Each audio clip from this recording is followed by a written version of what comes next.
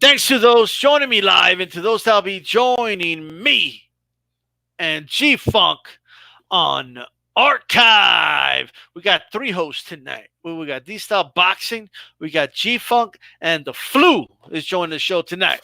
First appearance of the Flu on the show. What's going on, Flu? What's up, man? G Funk is here. Thanks for having Right off me. this flu, bro. I'm gonna jab that flu. I'm just Yeah, saying. I need you to give it a Wilder straight right hand, man, because this thing is kicking my ass. Well, yeah, for sure. For those that are tuning in on Archive, take a moment and throw a jab at the like button. All right, make sure it turns blue. You know, G Funk Art Live shows up all the time. Team Live comes through, jabs the light, utilizes just the way Floyd Mayweather Sr. told him to. Use your damn jab. But for some reason, G Funk, the people on Archive don't press the like button. What's going on? I don't know, man. I don't get it. It's very easy to do, like you said, man. Just utilize your damn jab, and that leads to everything, you know. It sets everything up. You guys are tuning in to the February 19th edition of Hispanics Cousin Panic. And with my co-host G Funk. Make sure you guys subscribe to G Funky 84 Boxing here on YouTube and subscribe to G Funky 84 on Twitter. The handles are down there. And of course, follow me, D Style Boxing, on Twitter as well. Okay, make sure you jab the like button. All right, throw the right cross to the subscribe button and hit that bell button with an uppercut. That way you could be notified when these style boxing and Hispanics causing panic go live every Wednesday night. Speaking of Wednesday nights, here we are. Emmanuel Navarrete is going to be facing, forgive me if I can't pronounce this right, Geo Santissima. Emmanuel Navarrete from Mexico. He is the number one ranked per BoxRec fighter in his division. He's 30-1, 0 draws, 26 wins, coming by way of knockout. That's an 84% KO ratio.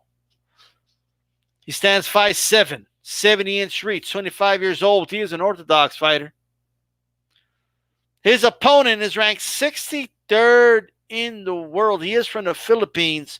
Here's what we know. He's 5'6", 68-inch reach. He's 23 years old. He is an orthodox fighter as well. He's 19-2, 21 fights experience, 76 percentage in terms of KO ratio. G Funky, what do you know? Because I searched this guy and BoxRec shrugged at me and said, I don't know anything about this dude. Right? So, what have you seen? Talk to us about Santissima. Like what can we expect from this guy? This is on the undercard of the Wilder Fury fight. Should we be worried? Should we be concerned about Santissima? And by the way, Navarrete just fought last week or something. Didn't he just fight? I know, it seems like it, huh? This dude fights. He goes to the back, gets in a fight with somebody else. He just doesn't stop boxing, bro. Okay? Yes, AJ10. BoxRec in Espanol said, ¿Quién es ese güey? Yo no conozco a este señor. Yo no lo conozco. What? Talk to us, G-Funk. What should we know about this Geo Santissima? Am I even pronouncing that right? I believe so. I think it's Geo, or I'm not sure. I can't remember. I watched a couple of his fights earlier today. You know, he doesn't look too bad. You know, he almost fights like in that sort of Mexican style, and not that Antonio Margarito Mexican style, but he likes to come forward behind his jab. I noticed that he uses jab very well to get close to his opponents. He likes to hook off the jab and throw good, tremendous body shots. I mean, he throws hard shots, man. I seen him there's a fight on YouTube, what I watched with this guy. The dude literally didn't even land a punch on him. He just came out so aggressive on this dude. I believe he landed like 4 body shots and the dude quit. Like, now, again, the competition was, not so good when this guy wasn't fighting. I'm not even joking, bro. I don't mean to cut you off, but this dude's BoxRec picture is a restroom selfie. Like, this is crazy, bro. Like, this is nuts. But go ahead, G Funk. Well, how do you think he's gonna do? How's he gonna do against Emmanuel Navarrete, bro? You know, I think if this guy Santacima, I think that's his name, or something like that. Um, I think if he's able to take a good punch, because you know, from what I've seen, the guys that I've seen him fight, and some of the guys that I've seen on his box rec, I'm thinking I don't know how hard these guys can punch. If he's able to take a good punch from Navarrete, it could be a pretty entertaining fight. I do see Navarrete winning this fight though. At the end of the day, but excuse me, but he looks pretty tough, man. Like he likes to come and fight. So if he could take as good as he can give, I think we're in for a pretty good scrap on the undercard of this big pay-per-view. But I just think that Navarrete, he's just far more skilled. I think that his length and his awkwardness, they cause everybody trouble that he's in there in the ring with. But this could be a pretty good fight, man. Although I do expect Navarrete to win and win it in grand fashion. I think he probably end up knocking this guy out.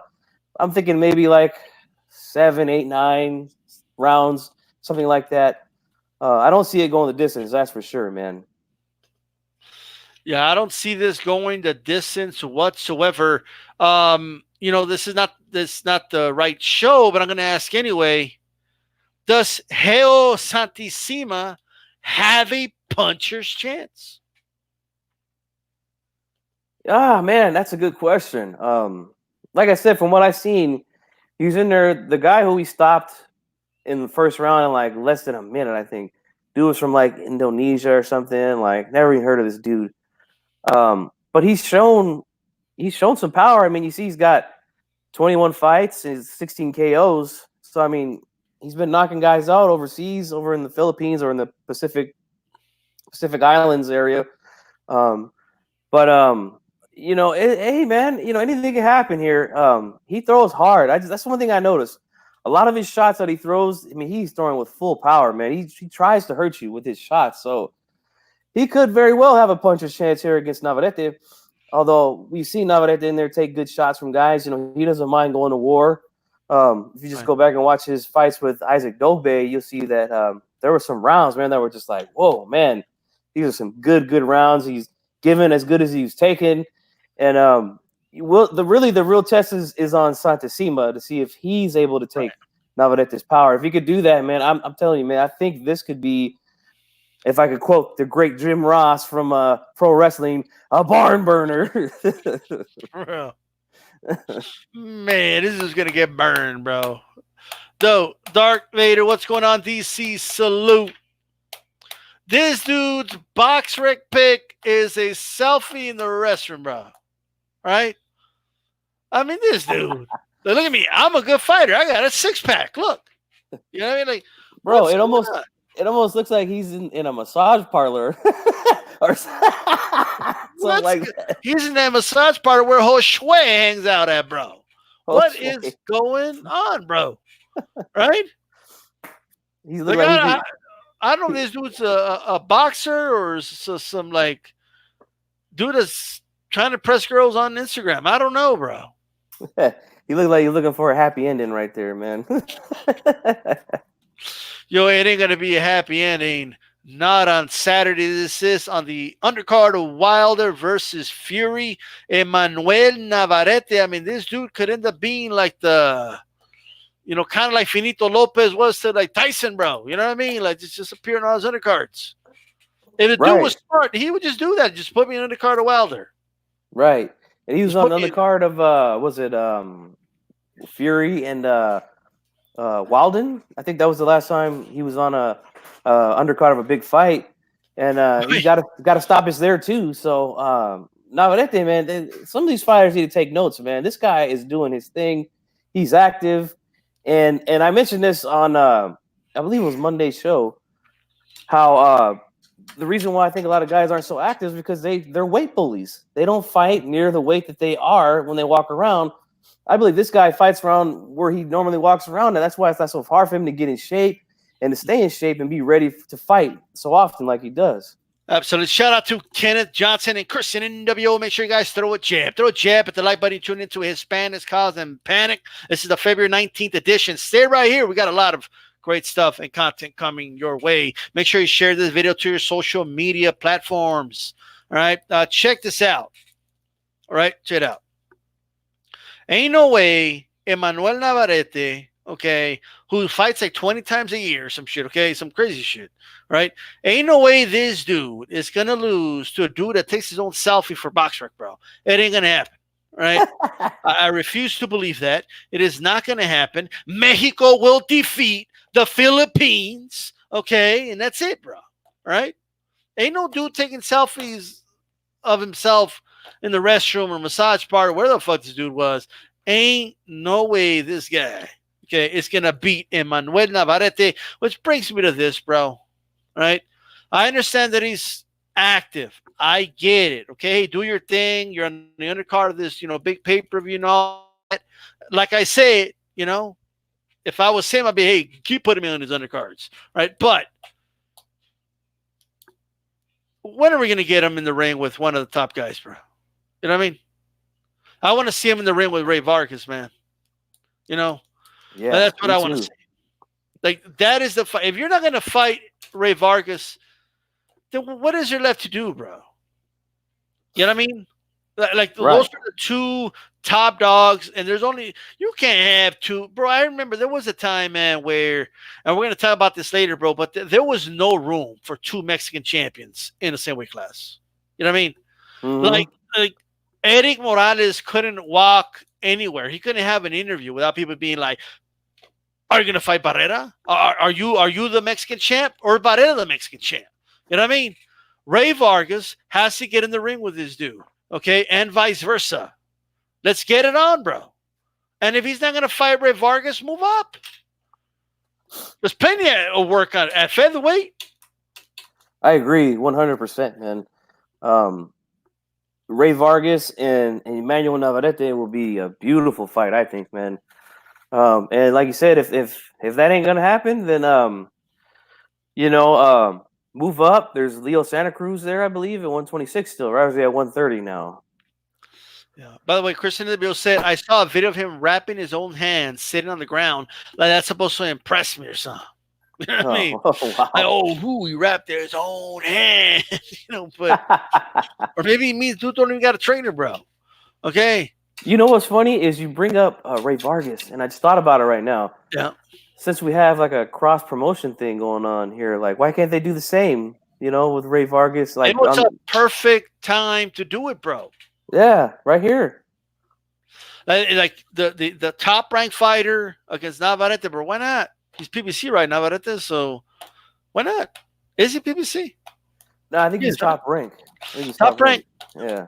All right. Either way, they could have done the fight. Yeah, it could happen, man. But okay, time out. Who's Ray Vargas with? Is he with? Oh, you know what? I believe he's with the Zone. Ray Vargas. Fuck the Zone. I know. Really, I can't stand the Zone. Let's borrow your damn fighter, bro. Okay, man. Ray Vargas against Navarrete on his undercard would have been fire, bro. Okay, that'd have been great. That would have been fucking fire. Let me just tell you that right now. Right. But hey, they don't want to do it. It is what it is. I'm asking too much. Make sure you guys throw a jab at the like button and tune into the February 19th edition of Hispanics Causing Panic. All right. It's his HCP. Who's down with HCP, G-Fun? You know me. That's right. Everybody. All right. So that's that. We're going to move on, man. Well, real quick, what do you think of Navarrete's going to 126, bro? He's got the frame for it. He's got the size for it. The dude's active. He's doing his thing. But what do you think about him moving up? I like it, man. I think he could go up to, with his height and his reach, man, maybe lightweight, by the end of his career. Man, G-Fun wants to just go to lightweight. Yeah. Well, I mean, bro, you got Josh Warrington. Navarrete beat Josh Warrington, bro. What? Like, I said it. Okay, I said it. Gary Russell Jr., that is a hell of a fight. I would favor Gary Russell, but that's a hell of a fight, though. Okay, Kid Gallahan, that's a fight. Okay, I mean, we have a lot of fights now that I think could engage in 126. There's smoke up there, but hey, I won't push him to move yet if he fights Ray Vargas. Right. I agree. Vargas is the guy he's got to go after there in that division he's in now. If not, move up. But I mean, the older you get, the easier it will be for him to move up. But I think he's got the frame to go to 135 eventually. Not anytime soon, but if he continues winning and Right. doing his thing, man, I can see him ending up there at 135 eventually. Yeah. But man, there's some good fights to be made too at 126. Man, I would definitely There, love to see him do that. absolutely. And AJ10 says Ray Vargas apparently is with PBC. So there you go. All There you right. Well, he fought that dude. since The January. Since January. oh, okay. Because I was gonna say he fought that. Remember the Japanese Japanese dude, Mexican yeah. dude? Yeah. Yeah. On that was on the Zone. So hey, this perfect opportunity right there. The PBC, Let's ESPN, do it. top rank, right there, man. Let's do it. It could be it's Showtime main event. They can do it there, right? They can do it on Fox. They can do it on Telemundo. I don't give a fuck where you do it. Do the fight, all right? Sell it to the Zone if you want, okay? Like ESPN, whatever it is. Let's see the fight. You know what I mean? But I mean, hey, it would have been a big deal on this card. I'm just saying, all right? Shout out to Curtis Anderson says, D-Style Boxing salute. What's going on, bro? All right, make sure you guys throw a jab at that like button. See it right here. We got a lot more stuff to cover for you. All right, Ryan Garcia, as we know, got a big win. And, I mean, not a lot to talk about. We kind of already covered that. But, there's talks about him fighting Jorge the Bleeder Linares. What are your thoughts on that potential matchup, G-Funk?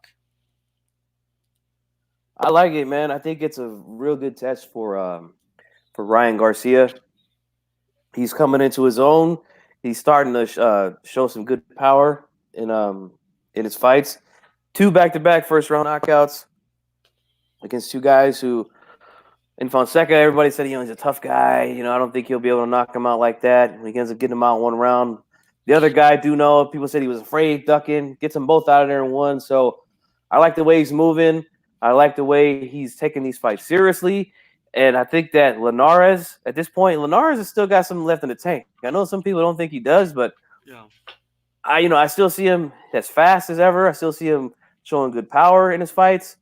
I mean, the guy he was in there with was a bum, but he still got him out of there. And to go off of what you just said, he was bleeding again in that fight.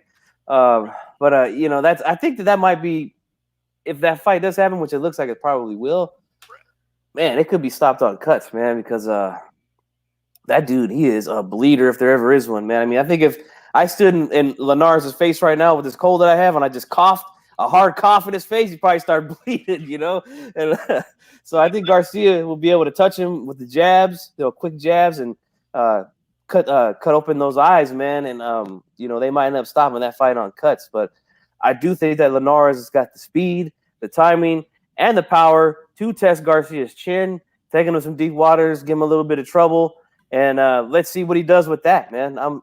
I'm really looking forward to that because I want to see how he's able to handle all those things that Linares brings to the table. Linares just look, man. I mean, I joke, of course, that he's a bleeder and all that, and I just think like his time has come and it has passed. That's just the way I see it. Like, the train's passed, bro. Like, you know what I mean?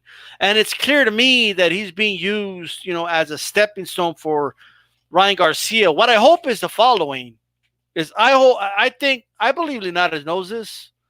And I hope something is triggering him. And he realizes this is it. Like if he beats Ryan Garcia, bro, he's going to get another title shot. You know what I mean? And we'll cross that bridge if we go there. But he may train his ass off, bro, and just like he did in the Lomachenko fight, he might come out and like, let me say this. I doubt Garcia knocks him out in the first round. Okay. This guy's a veteran. He's going to know what to do to kind of make the fight go some rounds and stuff like that. He's not just going to walk in a straight line and get knocked out by the hook, right? Now, he's got knocked out before, Linares, but, in this case, I think he's going to, prepare and everything, but ultimately his time has come, his time has passed, and I think Linares will get defeated, okay? Without a shadow of doubt. Curtis Anderson just said it. He better tuck his chin. Because let me tell you, G-Funk, Linares ain't that bad of a counterpuncher. And it's not out of the realm of possibility that if Ryan Garcia is the hype job some people believe he is, Linares will expose him. You know what I mean? Yeah, we'll find out when they fight for sure. That's why I really want to see it because as impressed as I've been with Garcia over his past couple fights, like you said, man, Linares is a veteran. He's going to know what to do. If Garcia hits him and doesn't hurt him, then there's a lot of things that we're going to have to see. Like I said, if Garcia hits him with one of those left hooks, like he hurt Fonseca with, right, and Linares just takes it, we got to see how he reacts to that. We got to see how Garcia reacts to being counterpunched by a guy who's just as fast as him. I still believe that Linares is one of the fastest guys in that division as far as hand speed goes. So he's going to give him some. He's going to give him some things, man. He's going to test him for sure. And like you said, man, who knows? He might even beat Garcia. Yeah. It's a good chance he could beat him if Garcia is the hype job that some people, I shouldn't say most people, but some people think that he is. This is a prime time for Linares to take full advantage of that and get one last chance to go to the dance. You know what I'm saying? So I expect him to fully be prepared for this kid. He's probably thinking, man, look, I'm an experienced guy. I've been a world champion. I ain't gonna let this kid come in here and just push me around, knock me out in one round. I'm gonna get my ass in the gym, get in shape, and he doesn't have a history of being out of shape. He's always well prepared. He always looks pretty good in his fights. So I expect him to fully test Garcia, take this kid to deep waters, and see what he can do. Well, we will definitely see, and the other people that will be watching, the Hawks, that are going to be watching, are his future opponents. Because even if he beats Linares may expose a couple of weaknesses from there. You know what I mean? So we're going to see how it goes. It's going to give him an opportunity to grow as a fighter for sure. Curtis Anderson says, I'll be doing my top 10 Mexican fighters in history on the 3 Wise Men of Boxing. You catch that on Stormy B-Man's channel. Now, what's going on, Stormy B-Man? He says, personally, I think Garcia is being used as a marketing piece. Now, Cena Dream, what's going on, bro? How's it going? Right? Chris NWO does say, please, not a Paulie Malignaggi jab, but a Larry Holmes jab with the follow-up straight. However, the straight goes to the subscribe button, though. Okay? But make sure you guys jab the like button. This is the February 19th edition of Hispanics Causing Panic. Stay right here. We got more things to go over for you guys. Who would you rather see Garcia face next? As a boxing fan, would you rather him fight Tank or Devin Haney, G-Funk? After the Linares fight, I would love to see him fight either one of those guys. Wait, it's the Linares fight isn't official yet. Okay. Yeah, they're exploring all the fights, right? But yes, after the obvious Linares fight's gonna happen next. Yeah, because they already got the arena booked or reserved, like they said. So, yeah, I'm pretty sure that's gonna happen. I think June they said or something like that. I'm looking forward to that. But yeah, man. Either way, I don't care who he fights, whether it's Haney or Tank. I like it, man. I think most likely if someone was to tell me to put my money on who he would fight first, Haney or Tank, I would probably say Tank Davis. Okay. Yep. It's. I mean, I think both roads are a tough road to cross, but I think Tank Davis is the most winnable fight of the two. I think Devin Haney is a tougher opponent. I agree. Not saying Tank's easy for Ryan Garcia at all. I'm not even saying I would favor Ryan, but with those two in mind, Tank's probably the best option. Yeah, I agree. Tank's not the You know, sometimes he shows up and you don't know what tank you're gonna get.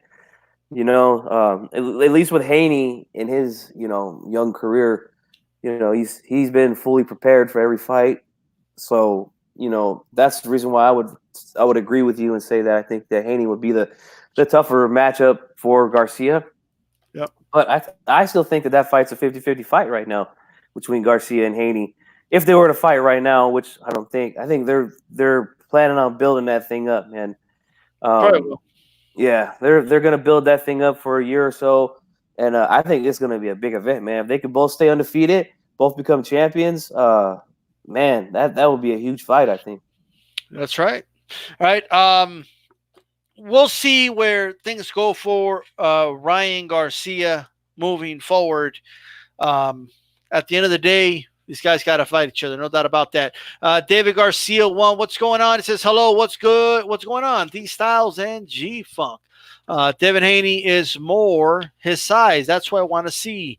Devin, says Nassim. Well said. I want to see him against a guy more his height. Garcia is making a living on fighting these shorter guys. I know Devin will be in tip-top shape also. Always comes in shape. No doubt about that. It's going to be interesting how that goes for sure. Switching gears here, G-Funk. Canelo Alvarez can't land a damn fight, bro. And it's rumored. I saw it on Boxing Scene and Bad Left Hook, and the time about how the potential fight, a more likely fight, is Billy Joe Saunders, right? You think that fight's going to happen? You think this time it's going to happen? With Billy Joe? Oh, man. Because Cinco de Mayo weekend, which should be a big weekend for Hispanics causing panic, but the Cinco de Mayo weekend is right around the corner, bro. We're at the tail end of February, and this event's in the beginning of May, so we literally got like about 2 months.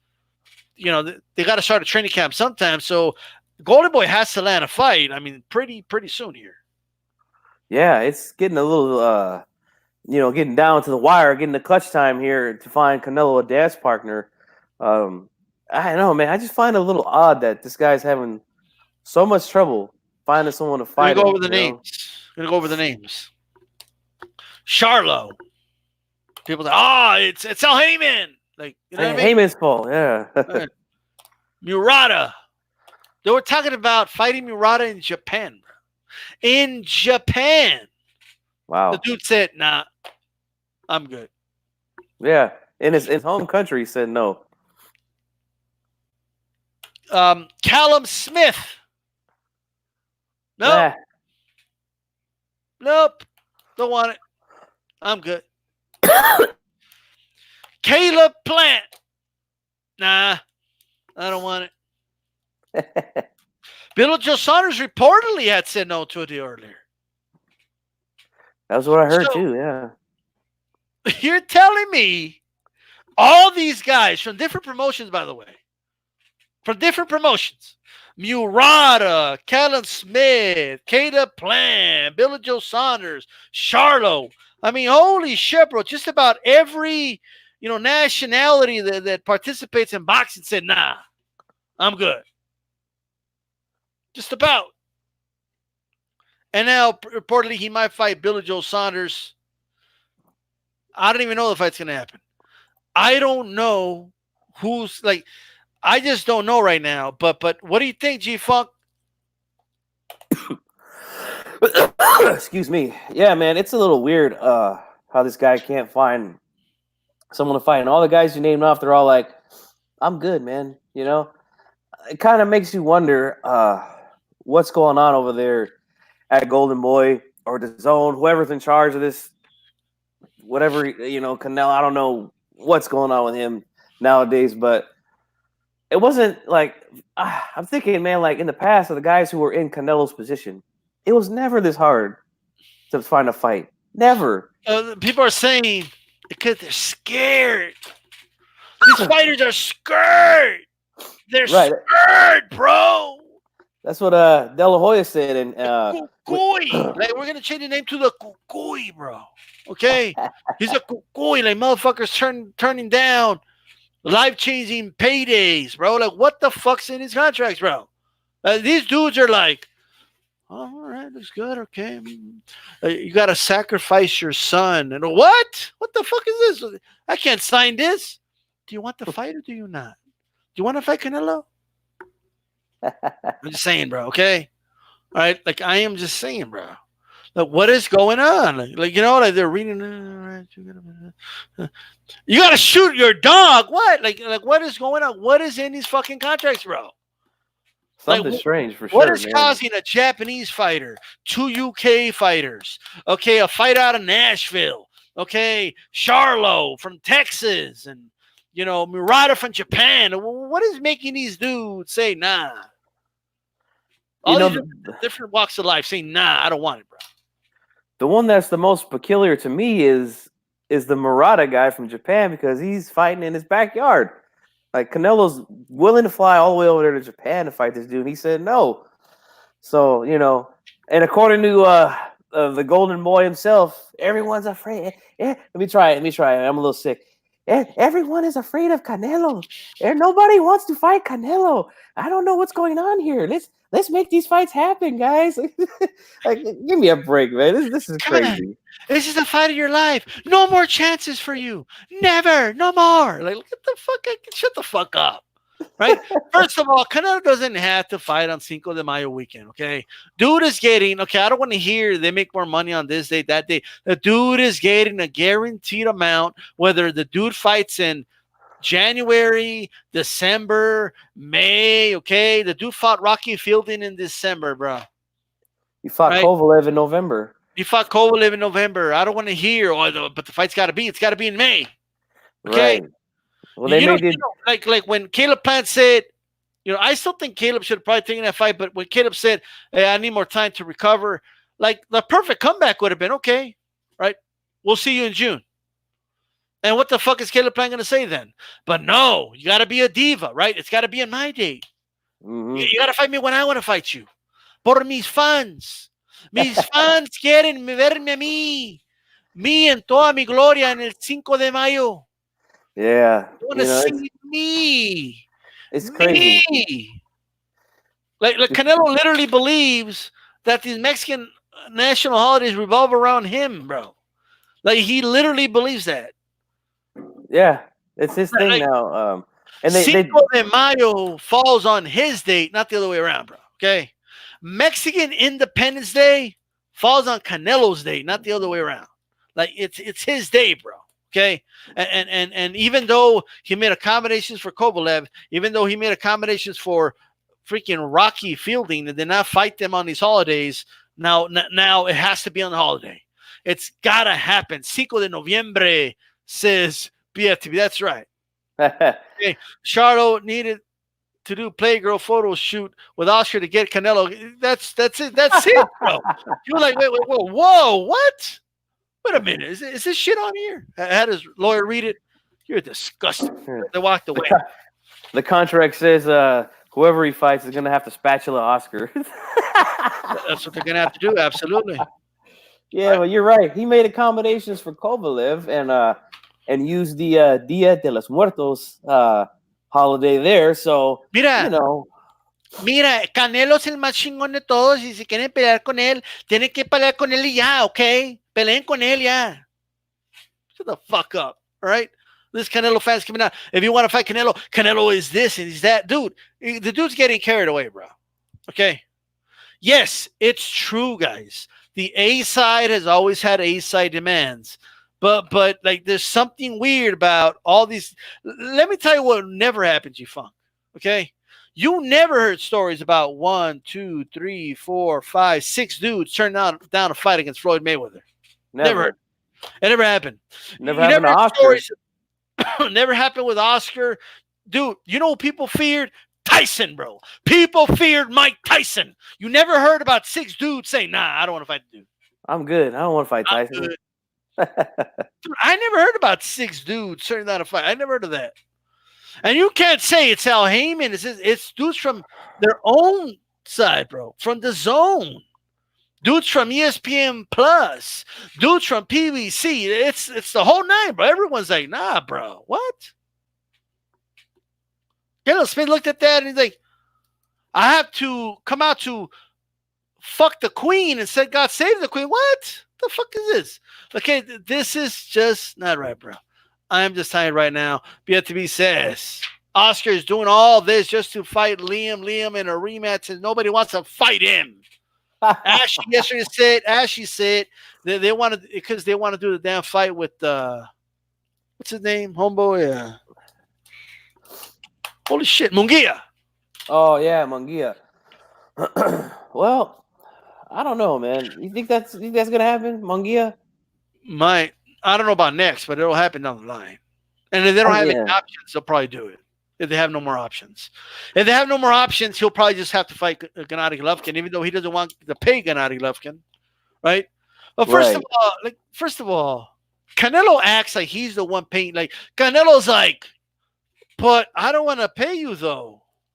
You know? Like, dude, you ain't paying these dudes. Right. Why is Canelo acting like he's paying the guys? Canelo came out, they want, quieren mucho dinero. They want too much money. Yeah. Who the fuck are you, bro, to say they want more? Like, what the fuck are you talking about? What are you talking about? You know, but I'm just saying, what's going on to Kelly Enigma? He said, salute, fam. I just tuned in from watching a comedy show known as the Democratic Debate. Interesting. You know, that's that. Check it out. Saul, did they ask him about why Canelo can't get a fight? Did they ask these questions? Maybe Bloomberg will know, huh? Maybe Bloomberg, if he's buying shit anyway, all right? Buy us a fight, Bloomberg. All right, do that, bro. Okay, you want to, do that? Let's do that. Okay, I'm just saying. Let's move on. Andy Ruiz has come out, G-Funk. Or not yet. Reports have come out, I should say. Okay. By the way, dude, you know what I love? Let me tell you what I love, bro. I love, like, when there's video footage of Andy Ruiz working out, right? And people act like it's breaking news, bro. You know what I mean? like, dude, I swear, like, I never seen this with a fighter. Like boxing scene come out and be like, Andy Ruiz did road work this morning. You know, like, fighters do that all the time. Yeah. It was reported Andy Ruiz started road work. He was chasing about 10 palete carts down the road. Oh, Andy Ruiz was hitting the mitts. Look how hard he's working. Are you kidding me, bro? Like I'm supposed to be impressed by this. Well, what the fuck is going on, bro? Does he want to be a model, by the way? Does he want to be a fighter? What I want to know. Yeah, that's a tremendous question. I really want to see where his heart is. And by the way, like, what's with athletes wearing like tracksuits, okay, and driving around in a Lambo, like a Lamborghini, bro? What's up with that? What's like to go out of town, and not to go work out? Like, it's just that's what they wear, and they get on a Lamborghini or a Ferrari, and they drive around in that. That's like Andy Ruiz is walking around, bro, with a tracksuit like that. Gary Shaw, remember Gary Shaw?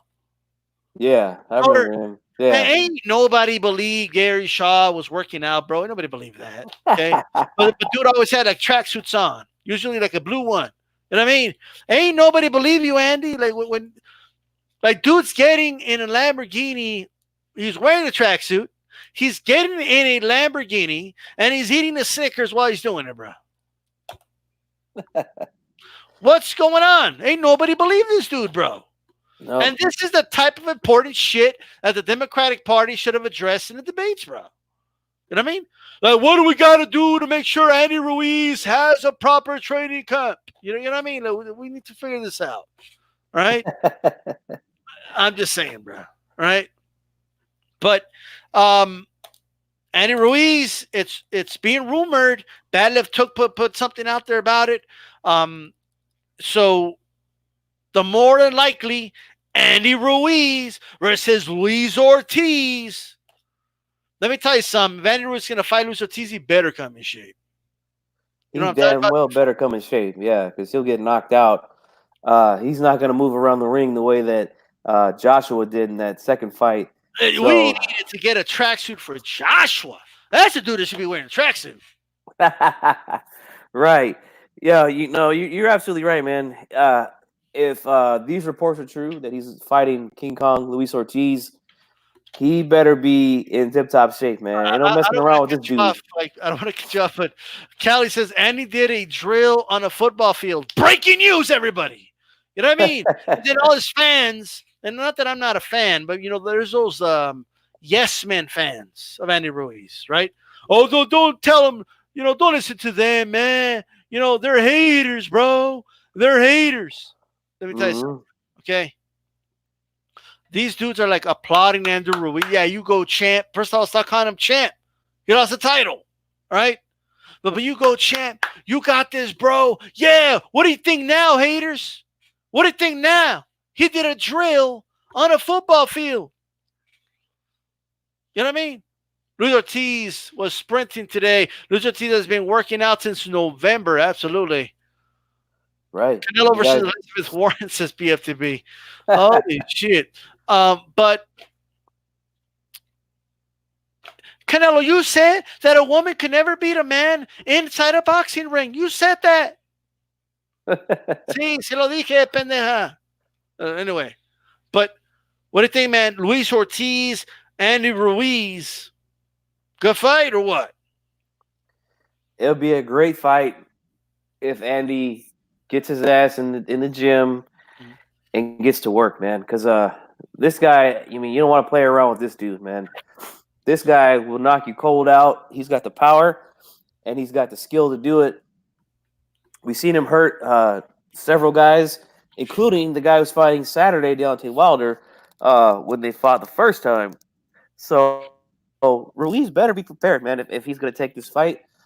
Um, and if he is prepared, man, it's a good fight, man. Two skilled heavyweights, um, two Latino heavyweights, which is kind of rare to see, But hey, man, we're starting to move into the heavyweight division, man. We're working our way in there. But I like the fight, man. If it happens, but man, Ruiz, you better be careful, man. You don't want to mess around with King Kong, dude. Go in there looking like the Michelin Man again, because you're gonna get put to bed. Absolutely. He's going to have to come in shape for this fight. Okay. And it's the fight's being talked about and everything, man. Let me tell you something. Who would you favor in that fight, bro? Assuming both guys come in shape. Oh man, both guys come in shape. That's tough, man. That's a tough one. I think if I had to favor somebody, if Ruiz comes in shape, I would favor him slightly, just because he's the younger guy. Um, I give Ortiz a ton of credit, man, for being his age, being 40, and still being able to go in there and hang with these guys at the top of the heavyweight division. But at the end of the day, man, boxing is a young man's game. And, that would be the only reason why I would favor Ruiz, just because he's a little bit younger. But, man, Ortiz is good, man. He's damn good, So, I don't know, man. It's close, man. It's a close one for me. If Andy comes in half-ass shape, he's out of there, man. And I don't think it takes long if he's in half-ass shape. But if he takes the fight seriously, comes in shape like he's supposed to, I'll roll with the younger man, but just barely. Just barely. You guys are tuning into the February 19th edition of Hispanics Causing Panic here with G Funk. Make sure you throw a jab at the like button. Make sure that like button does turn blue. Look, I think I do agree. Let's get that out of the way. If Andy Ruiz comes in, okay, half-ass shape, I agree. Luis Ortiz all day, and that is a possibility, okay? Okay? So, like, I'm just saying. But both guys, all things even and considered, I think Ruiz takes it. Okay. Now I hear Callie and BFTB saying, Ortiz, but I think Andy would win a decision, all things considered, if that were to happen, But Yeah, he's obviously going to have a weight advantage probably. And he'll have the hand speed advantage. He's a good counter puncher. I think Ruiz is very underrated, man, with some of the things that he does in there. I know he's been the butt of everyone's jokes lately because of what he did to himself, and he brought it on himself. But if you go back and look at some of his fights, man, he's got some skill, man. He can fight. Yep, but the question is he going to come first of all ready? And even if he does, it's a tall task against Luis Ortiz. You know what I mean? But we will see how that goes. Of course, I hope the fight happens. I think it's a good fight. It's a good fight to put on either Fox or something like that. I would love to see the fight. And BFTB says, I'd love to see it. Andy Ruiz gets obliterated. And we will all see just how Ortiz is. Well, I think Ortiz is a good fighter regardless. But if this is a big if, but and it is likely that Ruiz comes in shape for this fight because Ruiz isn't consistent, but he usually follows up. Coming in horrible shape with coming in pretty decent shape. So, he's going to get a pretty good version of Ruiz, bro. It's not an easy fight. No. Okay? Not at all. And I think if they were same age or close to the same age, I'd roll with Ortiz for sure. But like I said, man, boxing's a young man's game. Ortiz been doing it a long time, and that was a pretty devastating knockout that he suffered in his last fight too. I mean, that was a hard right hand straight on the forehead, man. And yeah, well, that's the other thing. Boxing Dialogue brought it up. We do got to question the punch resistance of Ortiz because that's the second time he's got knocked out once. That was a very devastating knockout. Could that play a role? BFTV's holding back no punches. He says obliteration is what he says. Okay, so a total annihilation. Now, let me tell you, speaking of annihilation, okay, all right, I mean, Andy Ruiz, bro, can annihilate an entire stack of tacos, bro. Okay, those 12 for $12 at the Taco Bell, like he will annihilate those things. Like I'm telling you, he'll murder. Right. Hey, if we're gonna use the word obliterate, like Best Fight the Best is used, that'll be his nickname, T.O. Taco Obliterator. That's right. That's right. As you guys come in, make sure you throw a jab at the like button. Stay right here. We got more content coming for you. Okay. Don't go anywhere. And Nassim the Dream says, I haven't seen enough of Andy to call, but what I have seen, Ortiz looks like the guy. He is that guy. He is that dude. Ortiz is a dangerous fighter, and it's going to be interesting, man. And he does deserve those matchups. He does deserve a chance to prove himself. Too many guys calling him old, calling him this. We have yet to see if Andy Ruiz is going to fight him. We don't know what's going to happen yet. I hope it does, but I am telling you, man. A lot of guys they say a lot of things about Ortiz. You know what I mean? G-Funk, like. Oh, Ortiz, he's too old. But they go fight dudes that are older. Okay? Oh, but Ortiz, he wasn't even he was an Olympian, bench warmer, bro. Like, what? Dude wasn't even the main dude at the Olympics. Like, how many of these guys are the main dude? Like, Dillian White wasn't shit like that in the amateurs either. You know what I mean? If anything, like what are you guys talking about? So I'm just saying, let's, and I do agree. Best Fight the Best. It's a great fight from Let's Do It. Okay. And if anything, that's going to motivate Ortiz. He needs that motivation. Ruiz does, because this is a no nonsense guy. You know what I mean? Right. I expect both guys to come in, very hungry because, they're both coming off losses. So they both want to bounce back strong. First of all, I expect a good scrap, man. Look, man, be careful. D-Style G-Funk. Dillian White will block you on social media. Dude, if this dude, let me tell you something. If this dude's social media blocking game is as good as his blocking game in the fucking ring, right? Dude's going to keep getting hit with these insults, all right? That's all I'll say about that, right? Ruiz has a chance, his boxing dialogue, against anyone but his, because of his hand speed. The hand speed is real, all right? No doubt about that. Now, styles make fights. This could be one of them styles where anything can happen because Andy has fast hands. And how much did that punch of Wilder take out of Ortiz? That is the big unknown. Andy should jump on Ortiz right now, test that chin before someone else does. For sure. If Andy beats Ruiz, and he gets all kinds of credit. Absolutely. But if Ortiz beats Ruiz, he should get all types of credit too. Right? Ruiz hands becomes from grabbing tacos and buffets, bro. Like, I'm telling you, bro. Like, that's no joke, bro. You think you're joking, bro? It's not a joke. Dylan's gonna miss the block and subscribe, bro. Okay, dude's gonna try to block me and subscribe to me. All right, and stay. I think Ruiz is a threat to Wilder. Well, I don't know right now, but let's get past Ortiz first, see how you look there. But speaking of Wilder, all right? Oh, yeah. G-Funk, give us your prediction, bro. Deontay Wilder versus Tyson Fury. Man, I am so pumped up for this fight, man.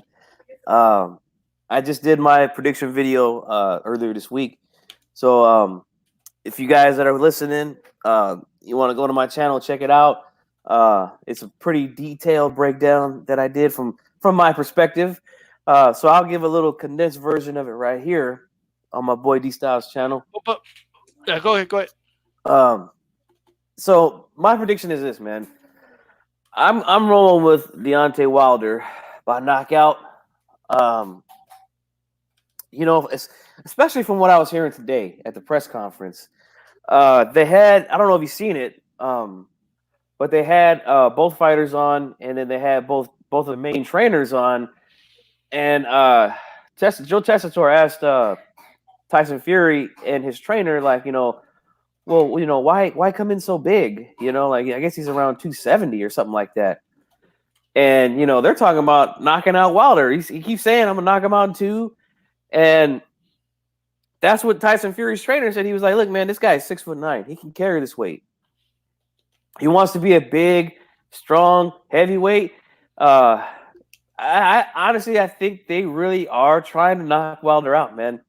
I don't know, man. I mean, I think that for me, honestly, the best thing for them to do, if that's their plan, is to try to smother Wilder, not give him the range that he needs for that big right hand.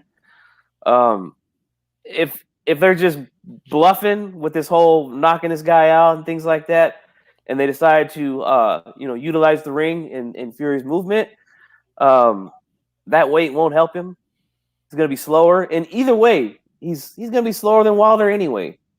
No matter what weight he comes in.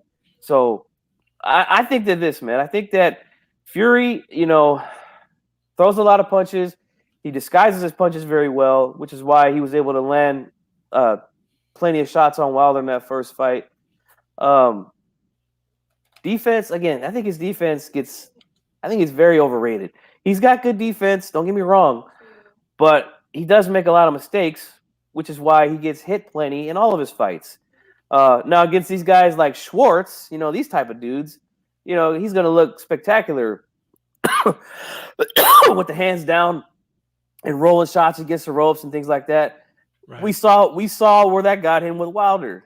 You want to keep your hands down and try to roll right hands from a guy who's got the hardest right hand in boxing. You're going to pay a price for it, man.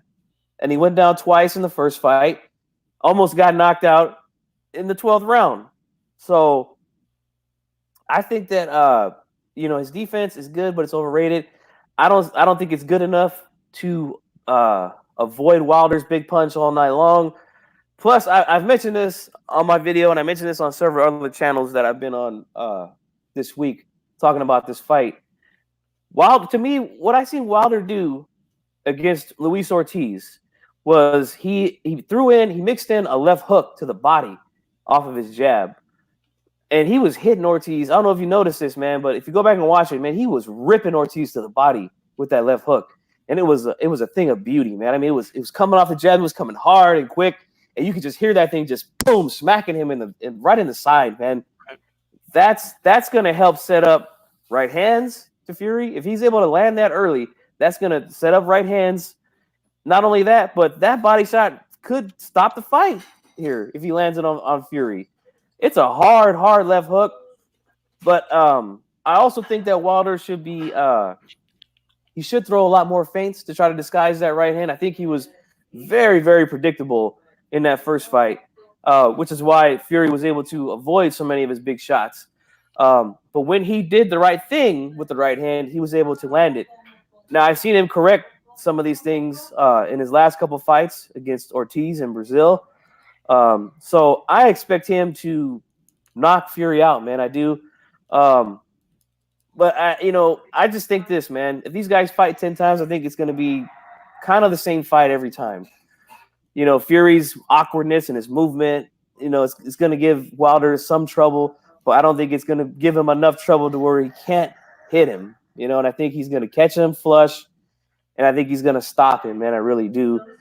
If they plan on trying to muscle Wilder, things like that, man, I don't know. Honestly, I don't think that's going to work, man. I think that's a terrible game plan. But we'll see, man. We'll see Saturday. They're saying he's 270. I can't wait to see him get on the scale, man, to see if he really is 270. I don't know, man. I have a feeling that they're lying. I have a feeling that they're just messing around here, trying to play head games with Wilder. I think that would be suicide, man, for them to try to come in here and stand toe-to-toe and give Wilder every opportunity to land big shots on him, man. So I think Fury, he's going to be able to land shots. I don't know if he's going to be able to hurt Wilder. I see Wilder landing right hands, and one of them is going to put him to bed. If not, that left hook to the body, because that thing was very, very nice that I seen. I like that, man. I like that he's throwing that because, again, it hides the right hand, man. If you could hit a guy in the body with those kind of shots, then you start feinting that left hook to the body. You bring the hands down, right hand. So I see Wilder winning this fight, man. But if you want a full breakdown from my perspective, go ahead and go to my channel, check it out, man. But that's who I got. I'm rolling with Deontay Wilder this Saturday. Visit G-Funk84 Boxing for that breakdown. Check this out. Okay. And I agree. Dylan White better learn how to block them right hands and uppercuts while he's blocking everybody on social media. Okay, no doubt about that. Also follows up, Fury's trying to lie. That dude is not going for no knockout. I think he's trying to get Wilder to wind up trying to knock him out while he's taking out his tongue. Let me tell you something. That's going to be very, very interesting. They should hand out ponchos like they do at the SeaWorld for the front row seats. When the eye opens up, it might spray the crowd. Free Willy. Look, man.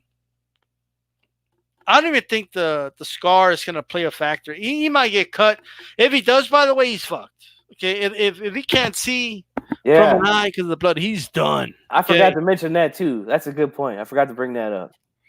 Yeah, but like my prediction, not even based on the cut. Let's put the cut aside. That's a problem, a possible problem. But let's place it aside. Okay. Let me tell you something, man. Okay. First of all, if Tyson Fury comes in trying to knock Wilder out, okay, then he's not playing to his strengths at all. This is not the type of fighter Fury is, all right? If he does that, he's going to sleep in less than 3 rounds. He'll go to sleep in 1 or 2, if that's the case, all right? Like that's not, to me anyway, that's not what Fury should do, all right? I'm sticking to my round 4. I'm just going to catch him upstairs with the right hand. And I do agree with you, G-Funky. I think he's going to set it up with body shots. He's not going to like those body shots. I know someone up there put Fury looks pregnant. But I don't think Fury is going to like the body work at all, bro. And if anything, I think Wilder learned from that first fight. He didn't throw enough to the body, but he now knows that's an opening. Right? And it's not like Fury could just concentrate on blocking the body shots because dude's got to worry about the right hand upstairs. You know what I mean? So he can't fully just concentrate on that, man. BFTB says, fuck that. The man said he wants war. Do that shit, he says. He ain't going to do shit. All right? I'm just saying that right now. Go for it, Fury. Toe to toe. You can do it. If Fury decides to go toe to toe from jump, dude's crazy. I'm just gonna let you guys know right now. All right. That is that. He knows he has no chance to kill Wilder. He's just trying to sell a fight, says John. Absolutely, that's all he's trying to do. Yeah, Fury's inside game. I don't think I've ever seen him fight on the inside in Well, any of I've his seen fights. him maul guys, which is a little different, right? When people say inside fighting and mauling guys, it's two different things. Like Cunningham, Yeah, he mauled them. Okay. Like Cunningham actually dropped them. Okay. right. Right. But so what he did, he started mauling the guy. Right. Used his height and his big body. Yeah. Man, I don't see that working out too well here, man. I think that Wilder should definitely, like I said, with the feints, man. I think feints will help him out from big time in this fight because Fury, like if he's gonna be ducking down, trying to roll that right hand, if you can feint him, get him to duck down low, he's already out of position. You stay right there, right hand all day, man. And that was how he got him hurt in the first fight in that 9th round. He came in, he threw like a little throwaway jab at Fury. So Fury automatically thinking, okay, here comes the right hand. So he's already ducking down. What Wilder did instead of throwing the right hand is he backed up, took a little half step back. So Fury, as soon as he popped, was like, oh shit, he's still right there. Had to duck back down again. He got hit, and then he got hit with another right hand. And he went down. Feints, man. I think it's gonna work for Wilder. If you were to give me a list, like this style, give me a list of the most likely scenarios in Wilder versus Fury, right? Me, I would put Wilder mid-round stoppage, number 1, early stoppage, number 2, Fury or Wilder decision, number 3, split decision. Like I would go down the list, bro. I would run out of room on my notes. And in the very bottom, I would put Fury winning by knockout early in the fight. That's how unlikely I think that scenario is. Right. I mean, nothing's impossible, guys. I mean, it is boxing. And Fury's a big dude, man. Like he's 6'9", but he's always been a big dude. Yeah, if he sat down on some shots, like there's no doubt about it. I think he could hurt just about anybody. He just doesn't do it, When you sit on your punches, you're more likely to get hit, bro. Yeah. Like boxing is a game of inches. It's a game of centimeters, milliseconds, right? Sit on my punch to throw try and hurt Wilder, bro. You're out. Right. Okay? If you decide to trade, that's why it's called a trade, an exchange. Both guys are going to get clipped, You ain't gonna trade. No. What is this? NAFTA? Free trade agreement? No. Bro. There you go, NAFTA, bro. Okay. You don't do NAFTA with a puncher like Wilder, bro. Okay. You put tariffs on that shit. Okay. You put blockades and tariffs. Okay. Right. You tax motherfuckers when they try to throw a punch. Okay. Right. Every time you miss, I'm taxing your ass. No NAFTA, no free trade. I will be in shock if Fury comes out and tries to push Wilder back, get Wilder on the back foot, and try to walk this dude down and knock him out. I will be in shock if he does that, man. I gotta back him up. I'm gonna have Wilder on the back foot, and I will lay him out early in the fight. Like you ain't gonna do shit, bro. Okay. Another thing I noticed with Wilder too is in that first fight, he tried to either keep his hands up. I mean, he keeps his hands like really far out in front of his face, and with a wide guard. So I think that's why Fury was able to land. I'm sure you've seen that D-style in the first. He's able to pierce his guard pretty regularly in that first fight. And he was also leaning back from shots too, which is something I just don't recommend anybody do in boxing. I think that's a very bad habit and a very dangerous habit. Just ask Prince Nassim why every time he got hit, he was leaning back. It looked like he was getting hit by a truck, But what I see Wilder do against Ortiz, because Ortiz was on the attack most of the night, was instead of just leaning back like he was against Fury, he was just taking these little tiny steps back. And Ortiz did the smart thing, so he was able to when Wilder was making those steps back, once he got him against the ropes, was most of the time that's when Ortiz was letting off shots when Wilder's back got to the rope. Yeah. But I just don't see I don't see Fury doing that. I don't see him putting a jab out there like Ortiz was, pushing Wilder back, trying to get him against the ropes, and then throw combinations. Like, I just don't see that, man. But I will be in so much shock if he does that, man. I'll be really, really shocked. Bro, I'm telling you, man, this fight is gonna be some. I cannot wait for it. All right. We gotta jump, man. 20 years ago. All right. 20 years ago. Today is a 20-year anniversary of Eric Morales versus Marco Antonio Barrera. G Funky, what do you remember about this fight? Man, I remember this fight like it was yesterday, man. And I can't believe we're talking about this fight 20 years ago, man. That is crazy. I'm getting old, man. But no, I remember Boxing After Dark, HBO, Barrera Morales. Oh, man, such a great fight. I remember because I used to videotape so many fights back in the day, man. And I have a copy of it in this big giant box I have. I just remember I would take these tapes over. And the first person I showed this fight to was my grandfather because he loved boxing so much, but he refused to buy cable. Like, he could afford it, but he just refused to pay for it. So, you know, I would bring it over, and man, he enjoyed the hell out of that fight, just like I did. Great fight. I thought Barrera won it. I know you think Morales won it. Morales did win. Yeah. But you know, the thing is this, man. I liked both guys, man. I was a fan of both guys. I favored Barrera more. I just liked Barrera more because of his style. Just reminded me a little more of Chavez, who was my favorite fighter when I was a kid. So that's why I took a liking to Barrera. But man, both guys are great fighters. And they had one of the best trilogies in the sport that we've ever seen, man. But that first fight is what set the table for the next two, man, because there's already some bad blood there to begin with, you know? And then you get these two guys in the ring, it's an explosion, and then there's controversy at the end of the fight, and then it just made for much more drama in the next two fights. Right. But as much as these dudes didn't like each other, man, they'll always be connected. And it's because of this first fight, man. It was, man, one of the best fights I've ever seen. Anybody out there who hasn't seen it, I recommend you go back and watch it, man. It's on YouTube.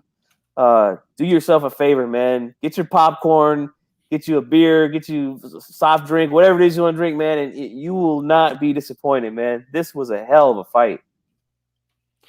It was a hell of a fight, man. I'll never forget, you know, first of all, the rise of Morales, you know, from beating, you know, Zaragoza and then Junior Jones, you know, and a guy who, by the way, had a win over Barrera. I'm just throwing that out there. You know what I mean? Like, stopped him twice. Yeah, stopped him twice. But you know, you know, he's a new face. You know what I mean? He's a new face of boxing in Mexico, and Barrera, who had quit boxing. You know, the guy didn't want anything. He had a hard time dealing with his first loss. You know what I mean?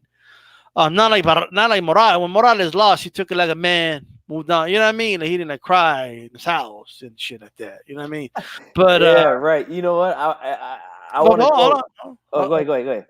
But you know, Morales, you know, was the face, and he was the next big thing. He was being talked about in pound for pound circles with some of the best fighters out there in those days, in those times.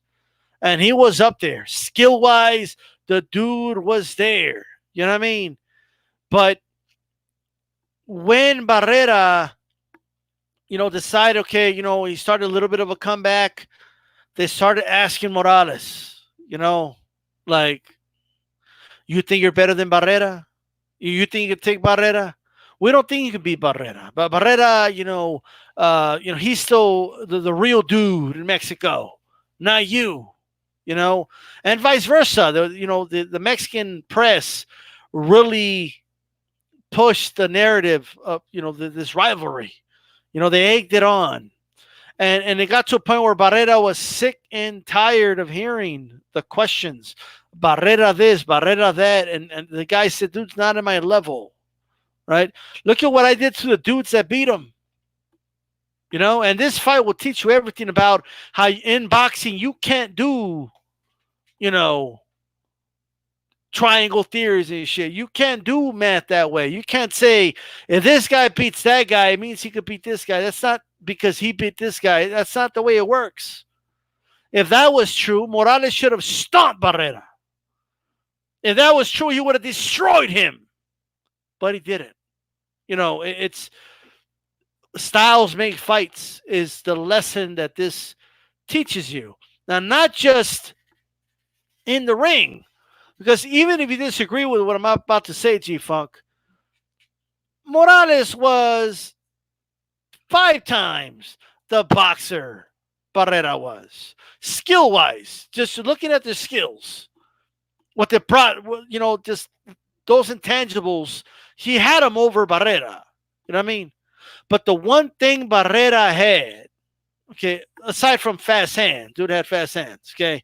But aside from that, okay, was a real sheer like will to win.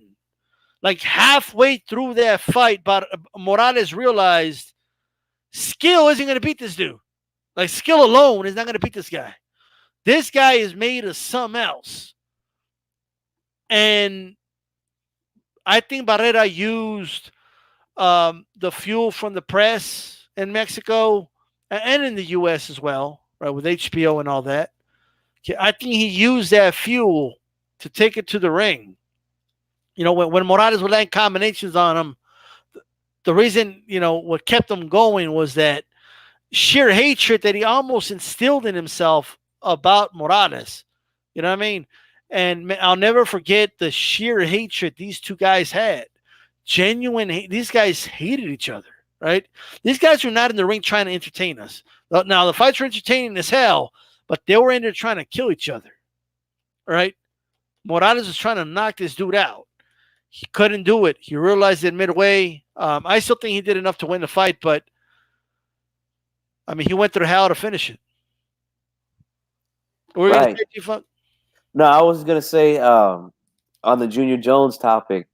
I don't agree with a lot of the things that Larry Merchant has said over his career at HBO, but one of the things that I did agree with what he said was when he talked about Barrera, his fights against Junior Jones is when he said he thought he was invincible, found out that he wasn't, and that's exactly what happened. The man got humbled in there. And it was tough for him, man, because he was the guy. He was looking like that dude that was going to lead Mexican boxing into the next century. After Chavez. Then he gets knocked out a couple times by Junior Jones, and then Morales comes up. Like you said, gets those big wins, and especially the one over Junior Jones.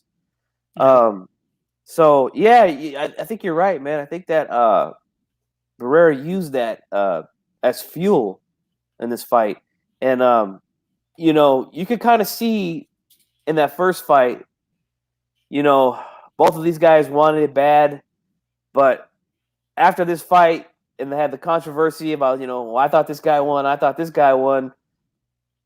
You could really, really see it in both of these guys in that second fight, man. There was a lot of tension in that ring, man. I just remember watching that second one. I was like, man, these dudes want to fucking kill each other, man. Like, you can just see it. First, like, if we go back to the first fight, I mean, the animosity was real, bro. And a lot of people are like, hey, let it go, these style. They're friends now. I get all that, but it's part of the history. I mean, Barrera said some pretty fucked up shit. Okay? And it pissed it pissed off Morales. And Morales went in there and he fought. He brought, you have to bring your balls in every fight. You got to bring your heart in every fight. But don't forget the brain. Right. You know what I mean? Right. Don't forget that. And I'm not saying he didn't bring that at all, but he focused too much on the other two things, and he fought with pride. He fought Barrera's fight. He fought the fight that Barrera wanted him to fight. and he beat him at his own game, right? That's always going to be up for debate, man, between us. But, geez, man, 20 years, man, I can't believe that. I remember like it was yesterday, man. Like, Look, let me tell you something. Morales won the second fight. You know that. He won the second fight. I actually agree with that. I do think that he won that second fight. And he won the third fight, too. You know that. I don't know about the third one. I think. I had Barrera winning the first, Morales the second, and Barrera winning the third. Dude, Barrera would have his little flurries, bro, and the people would give him that round, bro. It's a 3-minute round. Dude be getting out boxing 2 minutes, and he have a little flurry and shit. And yes, he'll clip Morales, and he'll be this big dramatic moment, And then, we have what we have, bro. Like they would give him the whole round. I think Barrera, man, I got to give him a lot of credit, man. I mean, Morales too, because both of these guys, they both kind of changed their style as the years went on, and you can see it if you watch all three fights. You can kind of see them both evolve into more well-rounded fighters. Like I remember, Morales was always a well-rounded fighter. Well, he was to me like to me when I first see Morales, he was like a boxer puncher type of guy. Sure. At first, and then once this rivalry kicked off, then you seeing that you seeing that toughness out of him. That was something that I didn't know he had. I thought he was more of a guy who wanted to box, and like you said, he should have used his brain more in that first fight. I agree, but he wanted to go in there and make a point, man. He did, and but you can kind of see the same with Barrera. Like Barrera was a guy who liked to come forward, land that left hook to the body, slow you down, and eventually try to knock you out. Once he realized he couldn't do that to everyone, then you seen him sort of take up the boxing role in a way. Just go back and watch his fight with Prince Nassim. I think he boxed beautifully that night, and he used a lot of those techniques for the rest of his career. In those mistake about it. Like Barrera could box. Okay, I'm just saying, not at Morales' level is all I'm saying. You know what I mean?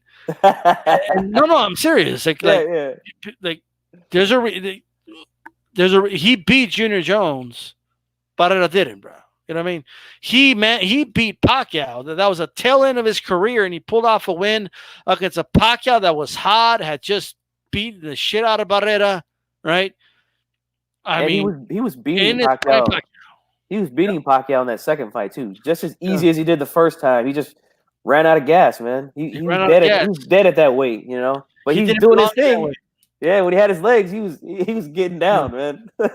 Yeah, but dude, but the rivalry was real, bro. Like for the longest time, like I remember they would interview Morales, and the interview would be like, "Hey, dude, do you still have animosity towards Barrera? Like, is there still animosity there, or have you moved on?" He said, "Animosity? I'm not the one with the animosity. I mean, he can go fuck himself, but I don't have animosity." Bro, what does that mean? You know what I mean? And then they were like, "Hey, Barrera came out. He says, he wants you to beat Pacquiao. What do you say to that?" That's not true. He doesn't want me to. He doesn't want me to beat a guy that he couldn't beat. He's a liar. He's not telling the truth. You know what I mean? I think, man, these dudes have such a competitive rivalry against each other. I honestly think that if somebody offered them the right amount of money right now, like these two guys would get in shape and they'll fight again, man. Like I really think that they would, man. I don't know, man. They're old, but they're getting along now. They're co-workers, and they've done interviews, talked about the fights and all that, and they, for the most part, buried the hatchet. But there's always going to be some there. You know what I mean? Yeah. Like Morales is always going to keep an eye on Barrera. No matter what. You know what I mean? He doesn't know Barrera's going to try and sucker punch him again. He's got yeah. He just never knows. Like, is this guy being nice to me right now because he wants to punch me in the face? What's going on right now? You know what I mean? But I'll never forget, man. The dudes had suits on and everything, so they started throwing down, bro, at the press conference. Yes, I remember they were face to face. They both had that pose where they were taking pictures. They both had the fist up, And then Barrera comes with a little tap on the chin, and then here comes Morales with a 1-2, and then they're going at it, man, in suits. Oh, man, that's beautiful stuff, man. I remember all this stuff like it was yesterday, man, because it's such good fights, man. I love watching them, man. Yep. Batista, Barrera really won all 3 fights, says AJ10. Christian W. After Morales beat Pacquiao, he lost 4 fights in a row to retirement. Going up and down in weight probably contributed this way. Yeah. But keep in mind, though, at 140 pounds, he beat Cano, who's still campaigning at 140 right now. Okay. He put up a good fight against Maidana. Well, I think he won that fight. Yeah. You know what I mean? But they gave it to Maidana. I think Eddie Alem, the dude always shows up and says I'm crazy, but I think Morales beat Maidana. And they gave it to Maidana. You know what I mean? And you know what? That fight, after that, Maidana got better after that fight, bro. He learned a lot in that fight. Right? Yeah. He after Danny Garcia just knocked out Khan. Okay. After that, dude. Like I'm just saying, like Morales went in there and put up a hell of a fight, bro. He did, man. He shocked me, man. I thought that Garcia was going to end him pretty quick, man. But Morales, he's crafty, man. And, to his credit, man, he's a hell of a fighter, man. That's really all I can say, man. Even though, again, I was more of a Barrera guy. You can't deny Morales, man. He's the real deal, man. They mentioned Wilder versus Fury in the aftermath of the Democratic debate. Interesting. Did they? Like MSNBC or something? What? Wow. I got to watch this debate discussion in the video. What's up, No Paul? You want to come on, No Paul, to explain to us why your boy Canelo can't get a fight? Send him the link. If he's available, I'll send him the link. And No Paul is available, I'll send him the link. Right now. But is he still here? Is he still listening? By the way, guys, make sure to throw a jab at the like button. Make sure that like button does turn blue. This is a February 19th edition of Hispanics Causing Panic, 3rd edition. Okay? So, that's that. Hey, by the way, Morales, Barrera, bro, the first fight, that's probably the most violent fight I've ever seen. Yeah. And it's one of those ones, for some reason, never gets talked about when we talk about these kind of fights. Like, you'll always hear Gotti Ward, you always hear Castillo, Corrales, but for some reason, this one here gets brushed aside, man. Like, you don't hear it as often, and it's just as good to me, Yeah. There it is, No Paul. No Paul's going to be the first guest of Hispanics Causing Panic. Well, actually, Ruben Guerrero showed up that first day. You know I know, man. What's up with that dude, man? And Ricardo Mayorga and all that. Okay. Yeah, man. We've had a star-studded show so far, man.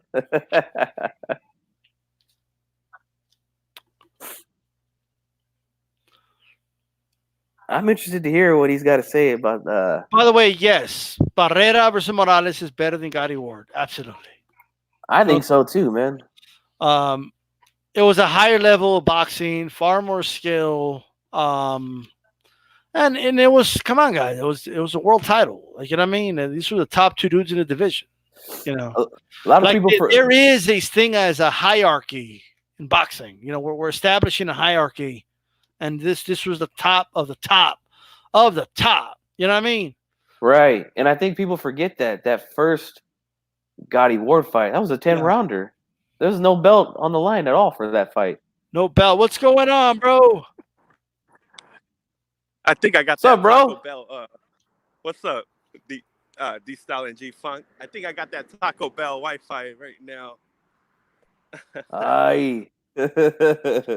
What's going on, bro? Yeah. 20 years, really quick. 20 years ago today, Morales versus Barrera.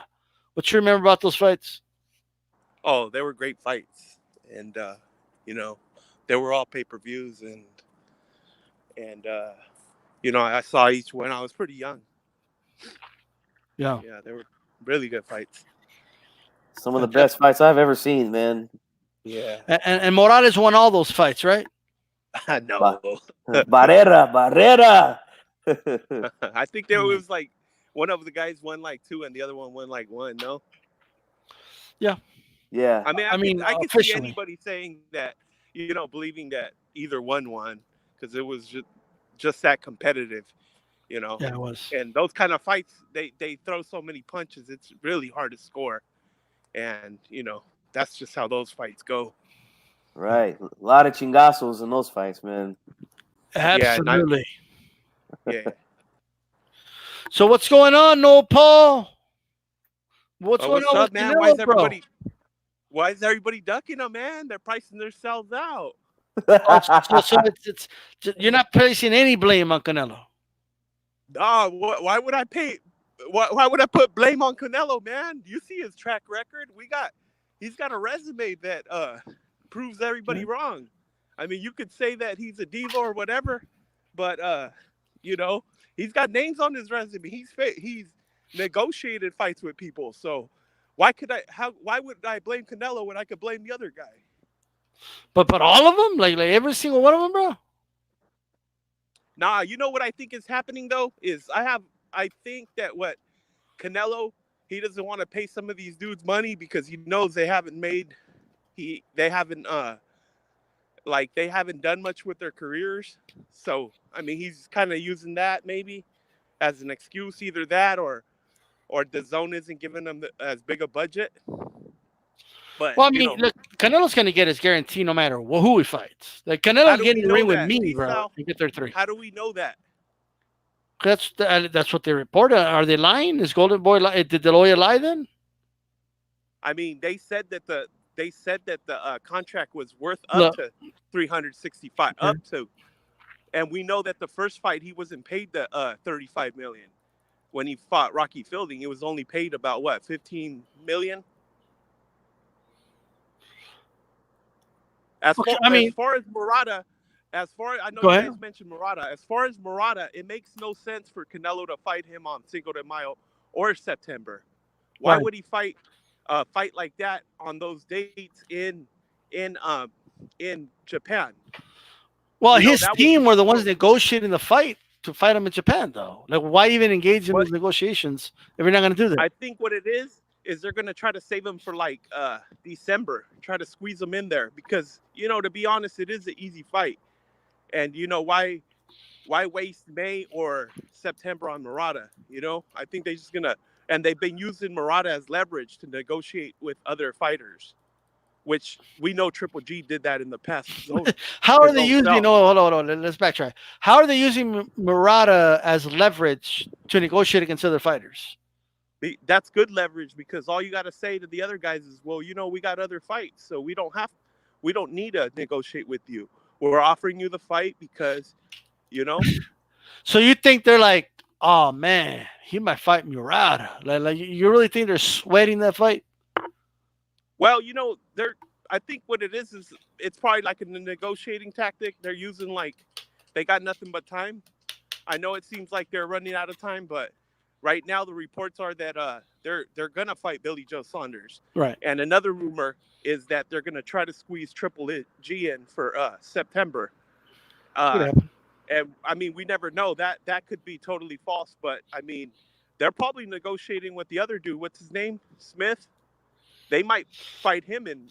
So what? How did Callum Smith? How did he turn down the fight, bro? So you're telling me Murata, Callum Smith, Caleb Plant. Initially, Billy Joe Saunders is not official yet. Initially, Billy Joe Saunders, Charlo, all these guys from different promotions, different networks, all of them turned out a lucrative Canelo Alvarez fight. Every single one of them. Oh, man, it's get. You know what? Another thing is it's getting pretty risky to fight Canelo. You saw what happened to Kovalev. So a lot of people think that. Well, I mean, the thing is that if you're going to fight Canelo, you got to get paid because he might ruin your career. People are going to say, well, you got knocked out by Canelo. And nobody wants guys that are undefeated like that. They don't want to get knocked out like that because that takes their whole buzz away. The only thing they got left is their undefeated record. Okay, and I know that but Canelo's not undefeated. Nothing but bums. No, I'm talking about the guys that Canelo's negotiating with. All they have is their O. That's all they got. really. Well, Murata doesn't have a no. He's not undefeated. Dude lost. Well, I just said that I think they're using Murata as leverage, and that they're not going to fight him in May or Okay, so September. let me ask you Why this: would they? Why would Murata be the leverage? Why not Charlo? Why not Caleb Plant? Why not some? Why Murata? Well, Charlo completely. Them guys didn't even accept any kind of terms or anything. They completely blew that off. The only and I suspect they never really wanted to fight Canelo. They were probably, I think they were cloud chasing a little bit. And this Al Heyman, you thinking You Al know? Heyman's doing this? Yeah, they were just cloud chasing, man. First of all, I remember the first time that we spoke about this. Geez, So is G-Funk, Caleb Plant cloud chasing? Because he was offered straight the up fight. told you, well, how much are they going to have to pay Charlo? And you said you didn't care. But the other day when I told you that that Charlo was ducking, you said, well, how much should they offer him? So it is about the money most of the time with these guys, you know. Well, yeah. I mean, it's prize fighting at the end of the day. But I personally, I don't care how much they get paid. You know, I just want to see the fight happen. You know, but to me, it's just odd that this guy, like, and we talked about earlier in the show how De La Hoya, Floyd, Tyson, these guys never had this kind of trouble making fights with anybody. You know, so there's got to be something weird going on, man. Like here's the deal, right? Is Caleb Plant cloud chasing? No, Paul.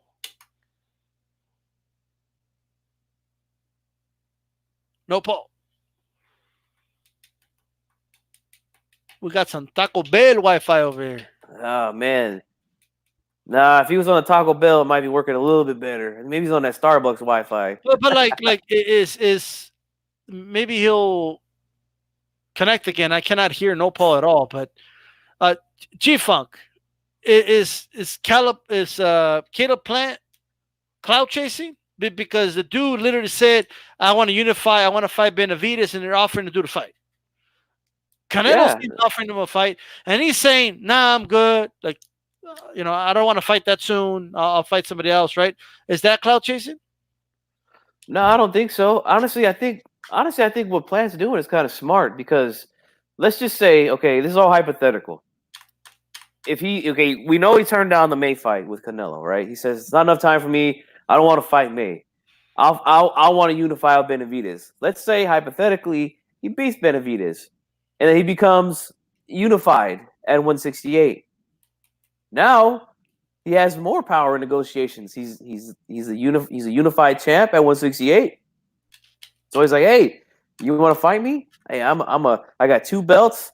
You know, I can make more money. You know, I could get the amount of time that I want off to train. You know, so I think it's kind of smart, man. So I don't think he's clout chasing. No, I don't think so. Maybe some of them dudes are, but I don't know, man. I don't think so. So Maxiel says he wants to box at 190. I don't know what happened to No Paul. He fell out. But let's go over what he said really quick. Murata, okay, is being used as leverage. G-Funk, you there, bro? I'm here, yeah. So Murata is being used as leverage by Team Canelo. I'll be back. Give me 5. So we're gonna wait. If you don't, you got time, G-Funk? Yeah. No sweat. We'll wait on No Paul here. So Murata is being used as leverage. Caleb Plant is cloud chasing, even though he's the one that was offered the fight and said nah, right? Uh-huh. And he hasn't called out Canelo. You know what I mean? No. What's going on over here? What's you know, I mean, you know, we know he's a big fan, so you know we have to keep that in mind. I think I agree with some of the things he said. Mm-hmm. Like what? But what was the one thing he said that I agree with? Can't really remember. Do you agree that Murata is being used as leverage? Nah, I don't think so, man. I mean, they offered to fight him right in Japan, so you know. But keep in mind, he's being used as leverage right? For other guys, yeah. For other guys. So like when they're like, hey, you got to fight me for 700,000. Nah, I'm not gonna fight you for 7,000. Give me 5 million. We got Murata on deck. Okay, so Yeah. you're gonna fight us or what? I don't think that's gonna do anything, guys. No, if I'm in a position where they offered me money, 500K to fight Canelo, I'm like, I'm not taking 500K. Like, oh, we got Murata then. He's ready to go. And we're going over to Japan. I'll be like, go over there and fight him then. But it's Murata, bro. In Japan, bro. Why would you negotiate to fight the guy in Japan? You know what I mean? Plus, you don't have to fight in May. Like it's not like you can fight in June, July. He could fight anytime, man. He's got the kind of fans they'll turn out.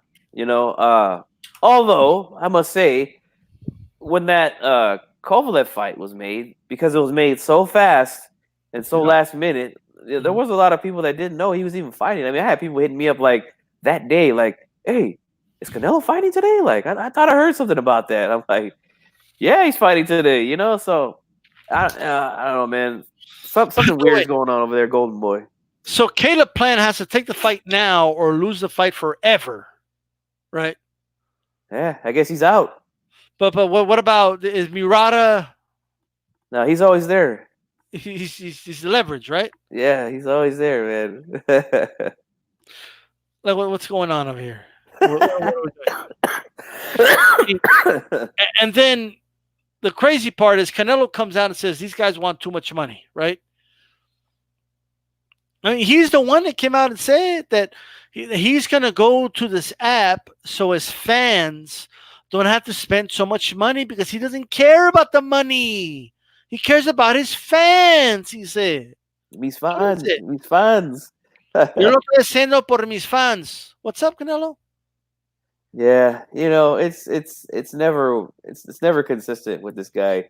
And that's Canelo. I'm not talking about Nopal, but with Canelo, I want to go deeper with some of this shit. That's why I want Nopal back on, because on what was it last? Was it on Thursday with Reggie? When like Nopal came on, not Nopal, 92AQ came on, and said we're the Charlo fan club, bro. I know. Was that Monday, Reggie? Was it Monday? No, it was last Thursday. It was last Thursday. Yeah. Shout out to Reggie Owens, the fellow Charlo fan club member. I think that's funny how if we start talking about Canelo, then we become Charlo fanboys. Like. Well, what's going on? Okay, so give us some of your grievances, bro. Listen, you guys have everything that I said. You guys got it mixed up. Okay. So I didn't say Plant was using that he was clout chasing Canelo. I actually believe that Al Heyman's doing a really good job with Plant. And if I was Plant, I wouldn't fight Canelo either, because I mean, he'd probably get sparked out real quick, And he's doing like I said, they're building his career really good, and he's got a lot of potential to have a lot of fans. It was reported that he had there was like a viewership of like 1.8 million. So, that dude's got a lot of potential right there. He does, yes. So a fight with Canelo right now would basically, So Plant's off the hook. Send him back it wouldn't but it wouldn't do anything for his career unless does one loss really avoid getting knocked out, and But does one loss really does it? That's it nowadays? I mean, what it is it's the way you lose. If you're able to get in there and, survive the 12 rounds and actually learn a thing or two, then that's a beneficial loss, But so you have to lose like Canelo then that's how you bypass that then. Oh, but aside from the Kovalev fight, aside from that, when has Canelo beat guys so in such devastating fashion that's it? Like their careers are never the same. Well, I mean, those are the other guys. I'm talking about these guys that are coming up that are all saying no to fights with him. Okay. Everybody has different circumstances. You know, I believe, and I could be wrong. I believe that Canelo's, in his prime right now, and all that other shit that happened back then, it all led to this, and baby steps, man. You know, every fight So he learns something new. So so who's clout chasing then? Like if I it's think not planned, who's Charlo's been clout chasing? clout chasing because he's been complaining that he wanted the fight for how long? Like every chance he got to get on the camera, he acted like he wanted to fight. What was Little the did offer we know, exactly? little did we know he was offered the fight like last year. And But there's kind of a timeline. I remember a point when the Zone said that they had put Charlo on the list of available people that they were willing to let Canelo fight, and I believe that's when they made the offer. so let me ask you: do you want to see the fight? Do you want to see Charlo fight Canelo? Yeah, of course. Of course I do. But here's the thing, too. You got to think about that. I mean, they're going to say they don't want to fight at 168. And it's all going to be up to Canelo if he wants to go back down to 160. So that fight's really not even possible anyway. So really, it's just, De La Hoya just came out just yesterday. His promoter. Remember, if De La Hoya said it, we got to believe it. He said Canelo. He came out and he said Canelo. I mean, we have options at 160, 168, and 175. That's what he said. Well, maybe it's possible then. It does seem like he got back in the gym to try to lose that. But if you don't mind me asking, what was the deal that he was offered? I'm pretty sure it was something like at least 10 million. I would say at least 10 million because first of all, you got to negotiate with Al Heyman and them. Yeah. So it's not going to be a low ball offer like. So let's stop right there for a second. You're saying that he was offered. You're saying he had to be offered at least 10 million, right? I would say somewhere between 7 to 12. Okay, so 7 to 12. Let's say 7 to 12, right? Yeah. If he was offered, what amount would you say? Oh, okay, I see why Charlo didn't fight him. Like, what amount would you say? Probably about 5, to be honest. I think Charlo, that would be a fair amount to pay Charlo. Probably about 5 million, considering he hasn't made much and he hasn't done much with his career and hasn't taken much risk. He hasn't sacrificed much. He hasn't taken many risks. We know that he's played. So let's say this. So you just say that Canelo is like a career. He's in his prime. He's a career ender now. You know what I mean? So if he's saying, "Hey, I want to fight Canelo," is that clout chasing, or is that him trying to test himself against the best? Well, here's the thing: he was offered the fight, he didn't take it. Is that really testing himself, or is that clout chasing? Well, what was he offered though? You say it 10 million. Like, what do you? Like, I doubt they offered him 10 million. Like, I'm just telling you right now. They offered. Hey, they were last time when they were negotiating with Derevyanchenko, a guy that's never really even made millions. They were willing to pay him 5.5 million. So what do you think they were going to offer Charlo? I don't know. Like that, you don't know, and you can't. We know. Hold on. We know how much they were offering.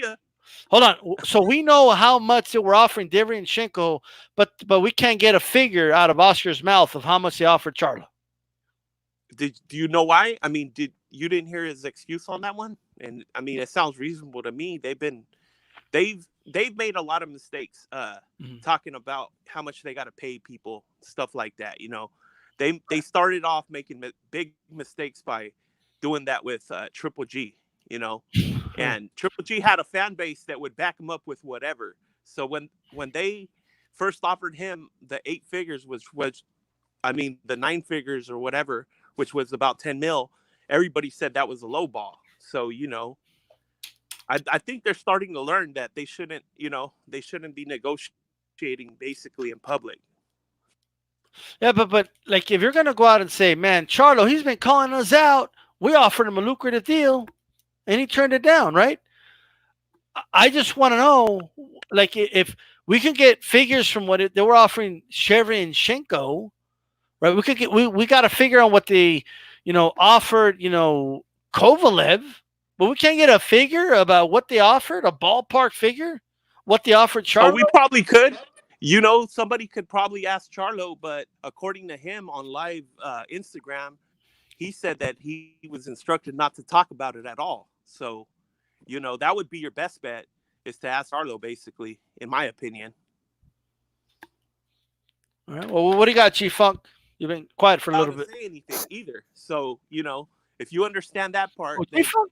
I think you should probably understand the other part where Oscar doesn't want to review. No, he's talking about Charlo.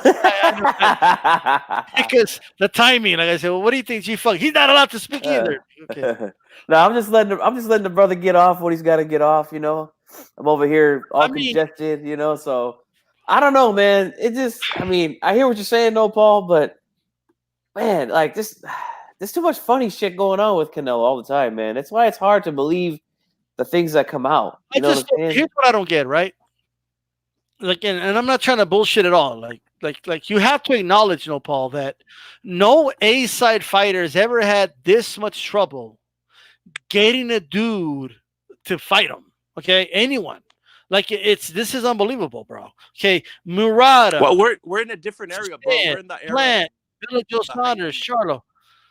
Air Jordans goes for like $2,000, and you know it starts off at like 150, and the day you buy them, the next day they're worth like 2,000. I mean, we're in the era, so it's like things are not like they were when Floyd was paying people when he paid Canelo like $4 million and showed us all a check that read like $100 million he made that fight or something like that. Right. We're in a whole different era now. Well, what does inflation have to do with what I asked? Like, hold on, let's just go over it again. Things right? are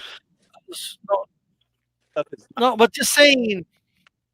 What? Come on, you're spinning this like Jose Suleiman style, bro. Okay, like just like when they asked him about the franchise belt.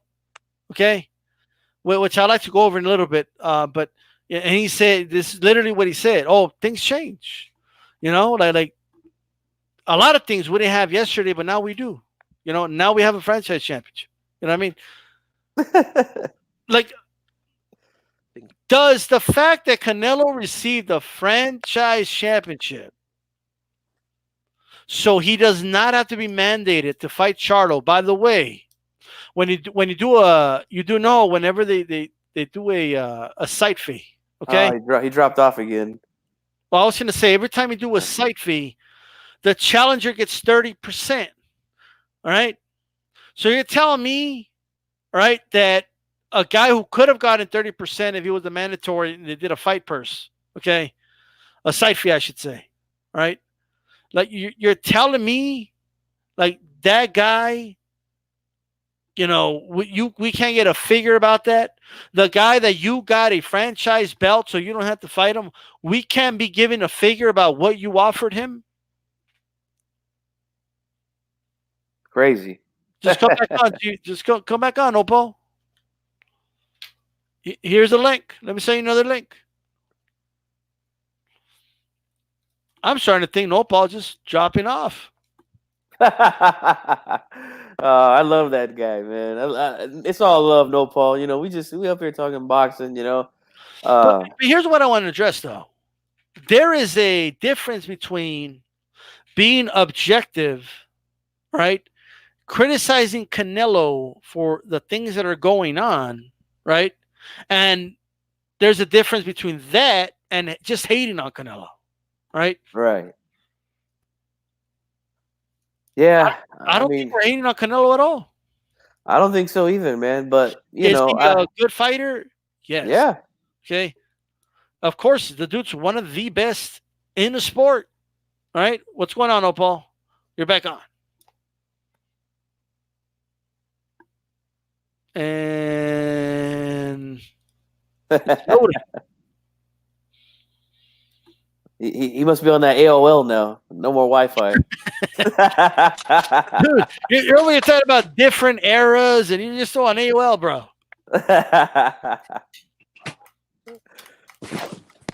So, no, Paul, we can hear you now. I didn't hear any of that. No, wasn't it's all able good, to hear bro. any of that What are new your stuff. thoughts on the franchise championship that Canelo got, bro? What are your thoughts on that? And how about when Can you when repeat? he literally threw his belt in the trash, the Well, WBC belt in the trash when they told him he had to fight Triple G, let, and then let, they turn around and make him the franchise champion.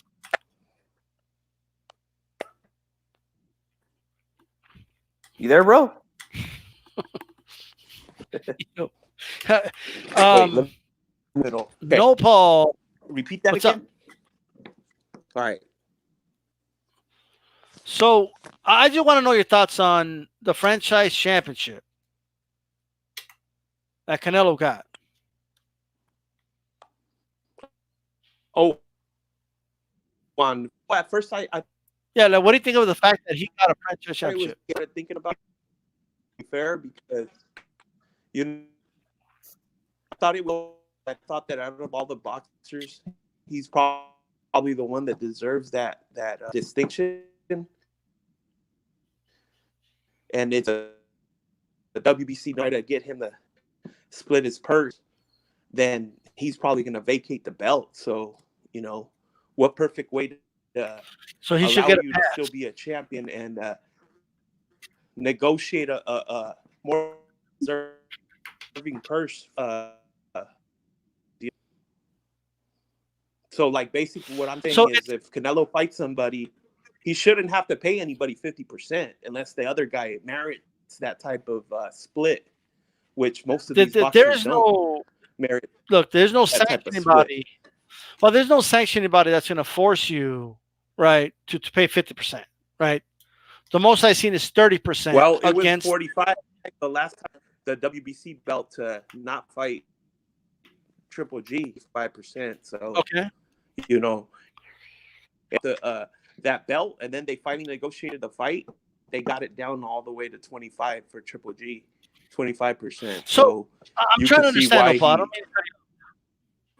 I just want to understand. So you gave me a reason, like we all know that, like we know why he's doing the franchise championship. We know why the WBC did that. You know what I mean? So you're kind of giving us a rundown as to why the WBC did it. But what I'm asking you is, do you support that? Support him having it? Having the franchise? Well, okay. So if I was Canelo, I'd probably be given no choice but to accept it, basically, because them guys got the power to make you pop dirty, a bunch of stuff. They have the power to not let you fight, basically. Wait. Let's rewind. Who has the pop? The WBC to make them pop dirty?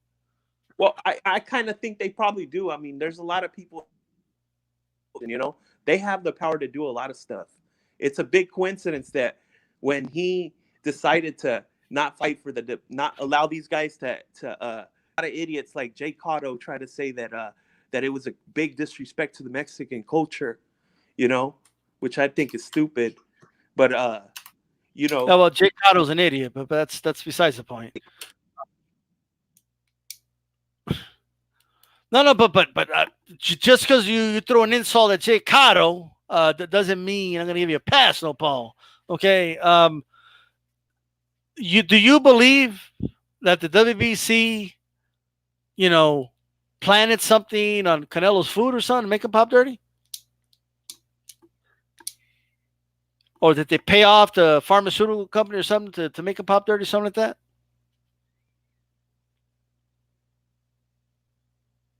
But if that's the case, why accept the franchise belt? Why not go rep the IBF or somebody else? Chief, fuck, you there? Or is it just me that can't hear? No, he's not there, man. I mean, his screen is there, but it's like, hold on, that was a good point by D-Stock. I gotta look at the oh man, it's that beef, bro. Them tacos down there, man. It's got that clenbuterol. You know what I'm saying? Nah, man, but it's all good, no, Paul. It's all good. I love conspiracy theories, bro.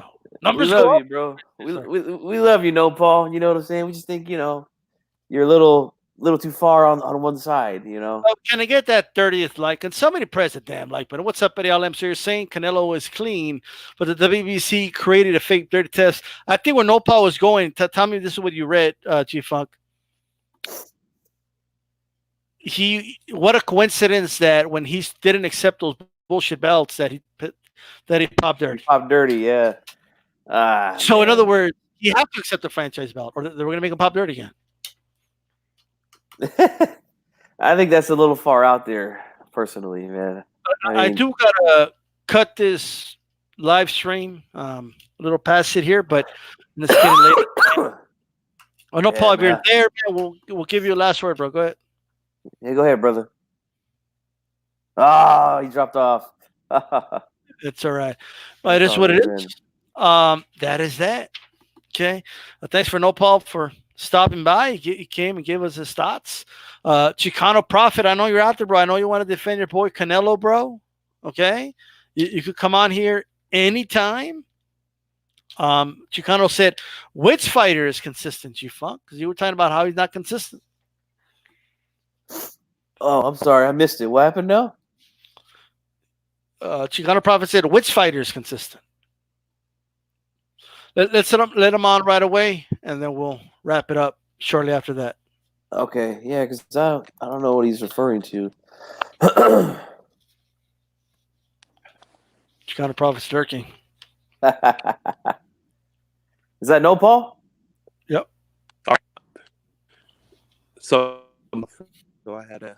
Bro, man, all the like everything you do for Canelo, bro, you got to make sure this dude like pays for some Wi-Fi for your son, bro. He makes enough money. Nah, man, it ain't that. You know, we got to back up the Mexican boxers, bro. I come on, I watch. Is that what it is? All you guys do is, you know, you guys are the Mexican version of the Uncle Toms, bro, for reals. That's what you know, that's how I feel. And you guys, when you two get together, you know, had I been Canelo or Mexican fighters? I would have put Charlo on Baby Nuts of the Week, man. Hold on. How was you guys? Wait a minute. When we criticize Mexican fighters or when we criticize Canelo? Huh? When we criticize Mexican fighters or Canelo? Oh, Canelo up and have him get me a better Wi-Fi, man. Yeah, bro. He ain't hooking you up, bro. He ain't hooking you up at all, okay? Tio Tomas and Chicano. I find that funny, bro. I find that funny. Like, it's interesting, but what Mexican fighters are we attacking, going after? Yeah. I mean, the thing is this, man. Like, we talk about a lot of Mexican fighters on here, and you know, we just talked about Navarrete, right? I mean? Giving him all the props in the world. Ray Vargas. I was pushing Luis Neri to the moon. Okay, to do stuff, making weight. Well, you don't want me to call him out for not making weight because he's Mexican or something? Like, we're not going to give dudes a pass just because they're Mexican. You know what I mean? we just spent about 10 minutes making fun of Andy Ruiz. I mean, I didn't hear no complaining then, you know? Yeah. But you didn't put Charlo in the Baby Nuts of the Week for something De La Hoya said, which, by the way, hasn't even been proven. Right. If it comes out true, then I'll have to make a call to Uncle Ruben and see if he could hook that up for us. But I guess Juan Manuel Marquez, I guess he's an Uncle Tom. Okay, I guess you know, Tio Tomas, right? I guess Eric Morales is a sellout. Okay, Pintor is a sellout. Okay, I guess all these dudes are sellouts, bro. Yeah, I mean, it's, you know, the thing is this, man. Like, so what's interesting with Canelo fans is that they're very sensitive about their fighter. Okay, and they don't want the truth. Like you said everything right there. We have to support the Mexican fighter no matter what. Well, I don't roll that way. You know what I mean? Yeah, I'm just being consistent, man. Like, if somebody else is pulling this kind of stuff, then I'd be on their ass too, you know? But as far as what he does in the ring, like, I don't criticize him about it. I think he's a hell of a fighter. It's just when it comes to negotiations and making fights and things like that, there's a problem there, man, and it's starting to show up now. And not only that, but people are talking about how he's putting rehydration clauses on fighters, and giving them a less amount of time to train. Like, Platt's not the first guy to say that. If you go back and listen to what Virgil Hunter said after the Khan fight, because by the way, he trained Alfredo Angulo and said he didn't give him a lot of time for that fight. Look, all bullshit aside, like, I want to hear an argument made that makes sense. Okay, that's what I want to hear. I don't want to hear an ad hominem attack. That doesn't prove anything. You know what I mean? Like, you could say Tio Tomas all day, but you got to prove it. Like, what am I saying that's not right about Canelo? Well, I mean, right. If you guys what lie? Let me put it this way. him, Tell me a lie I've told. You don't have. Go ahead, no, Paul. Go ahead. I was just saying that. I probably shouldn't have said that, but that's really kind of what I think sometimes. When I see all these, especially when you go back to the Triple G fight and you see that straight up Mexicans from Mexico, they were all cheering for Triple G. I mean, it's kind of I wasn't one of those people. It was kind of like, it's hard to see your people all supporting somebody else. It's just like, bro, Mexicans support Mexican that always fighters. Happen with us, man. No, but hold on, wait. Dude, that's not true. Mexicans do support Mexican fighters. What are you talking about? Now, it's that's just why Canelo's the biggest star in the game right now. The thing is, dude, you still have to be like, you still have to critique the guy. You can't just blindly follow somebody. You know what I mean? Like, if there's a critique, there's a critique. I want Canelo to do great things. I want him to fight Charlo because I know he'll beat Charlo. Okay, I keep saying that over and over. If you don't want to hear that he's ducking him, fight the guy. Okay. I think he's doing great, man. I ain't got nothing bad to say, really. The only thing that I think that they should find a better people. That's the only thing I think they're messing up on, is they got really bad negotiators, and that's basically the only bad thing I can say right now.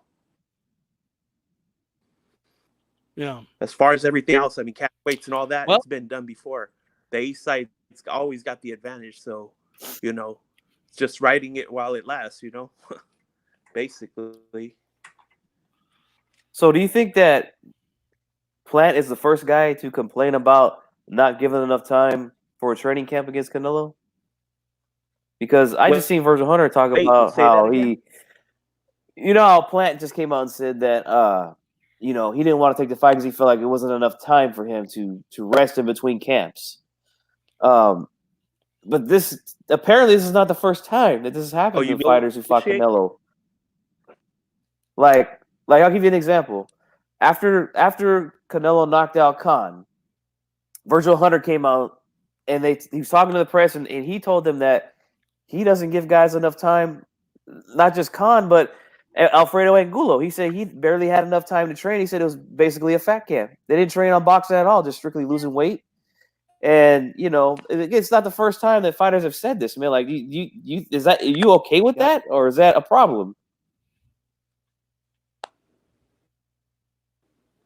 Gonna have to because this thing's like cutting out for some reason. I don't know, but I'm gonna have to. I'll have on that, because really, when you guys start talking, I can't hear nothing. It's like it's cutting out, like it's the place. I mean, we can hear you right now.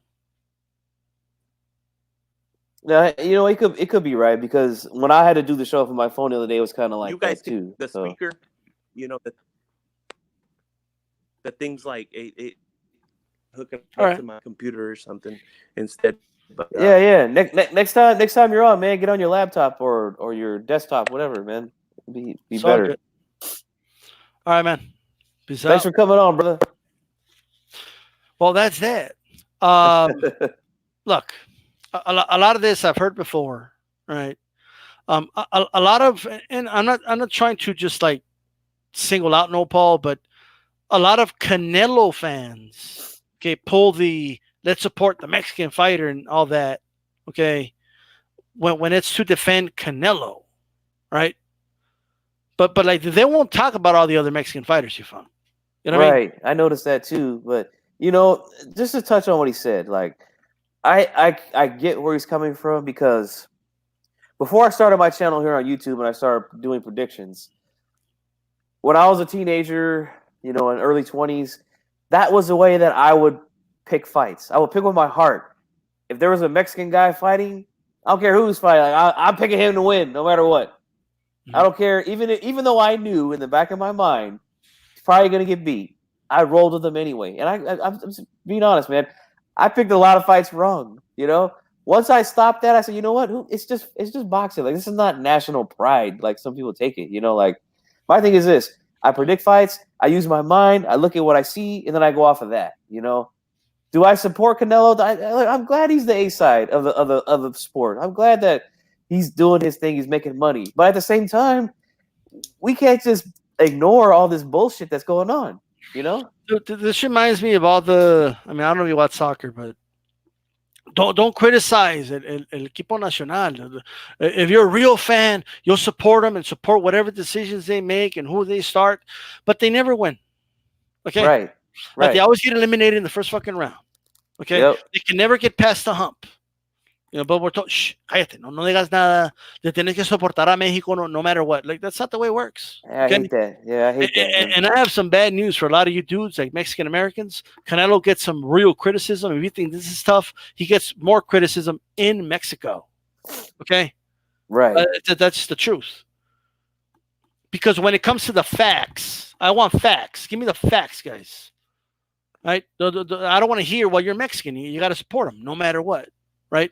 No, I want the facts. All right. And I ain't hiding and running from nothing. That's why I let you Canelo fans come on. All right. So that's that. Same with me, man. I've battled Canelo fans for years here on YouTube because I've been honest about the kid, and they don't like it. If you're not praising this guy, then you're a hater, straight up. Even though I've predicted him to win fights, I've scored fights for him. When I felt that he's got, the judges, some of the judges gave him fights, like I've said it, like I'm not gonna just, pull the blankets over my eyes and act like I didn't see what I just saw. Like I'm gonna say what I saw. If you don't like it, hey, that's on you. But in no way would I be an Uncle Tom or Tío Tomás, like they said, Right. Just because of that. Like I've put in a lot of work for my people around here, man. So.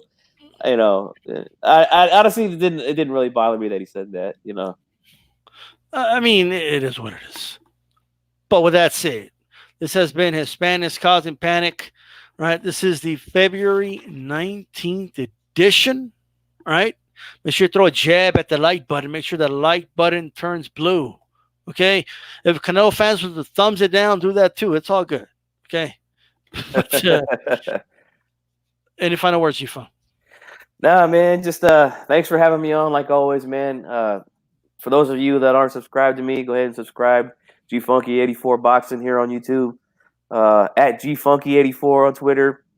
I want to say, thank you to No Paul for taking time out of your busy day and coming on and talking with us, man. It's all love at the end of the day, you know what I'm saying? But hey, man, we got a big fight this weekend. Huge fight. I can't wait, man. I done got me a special bottle of tequila.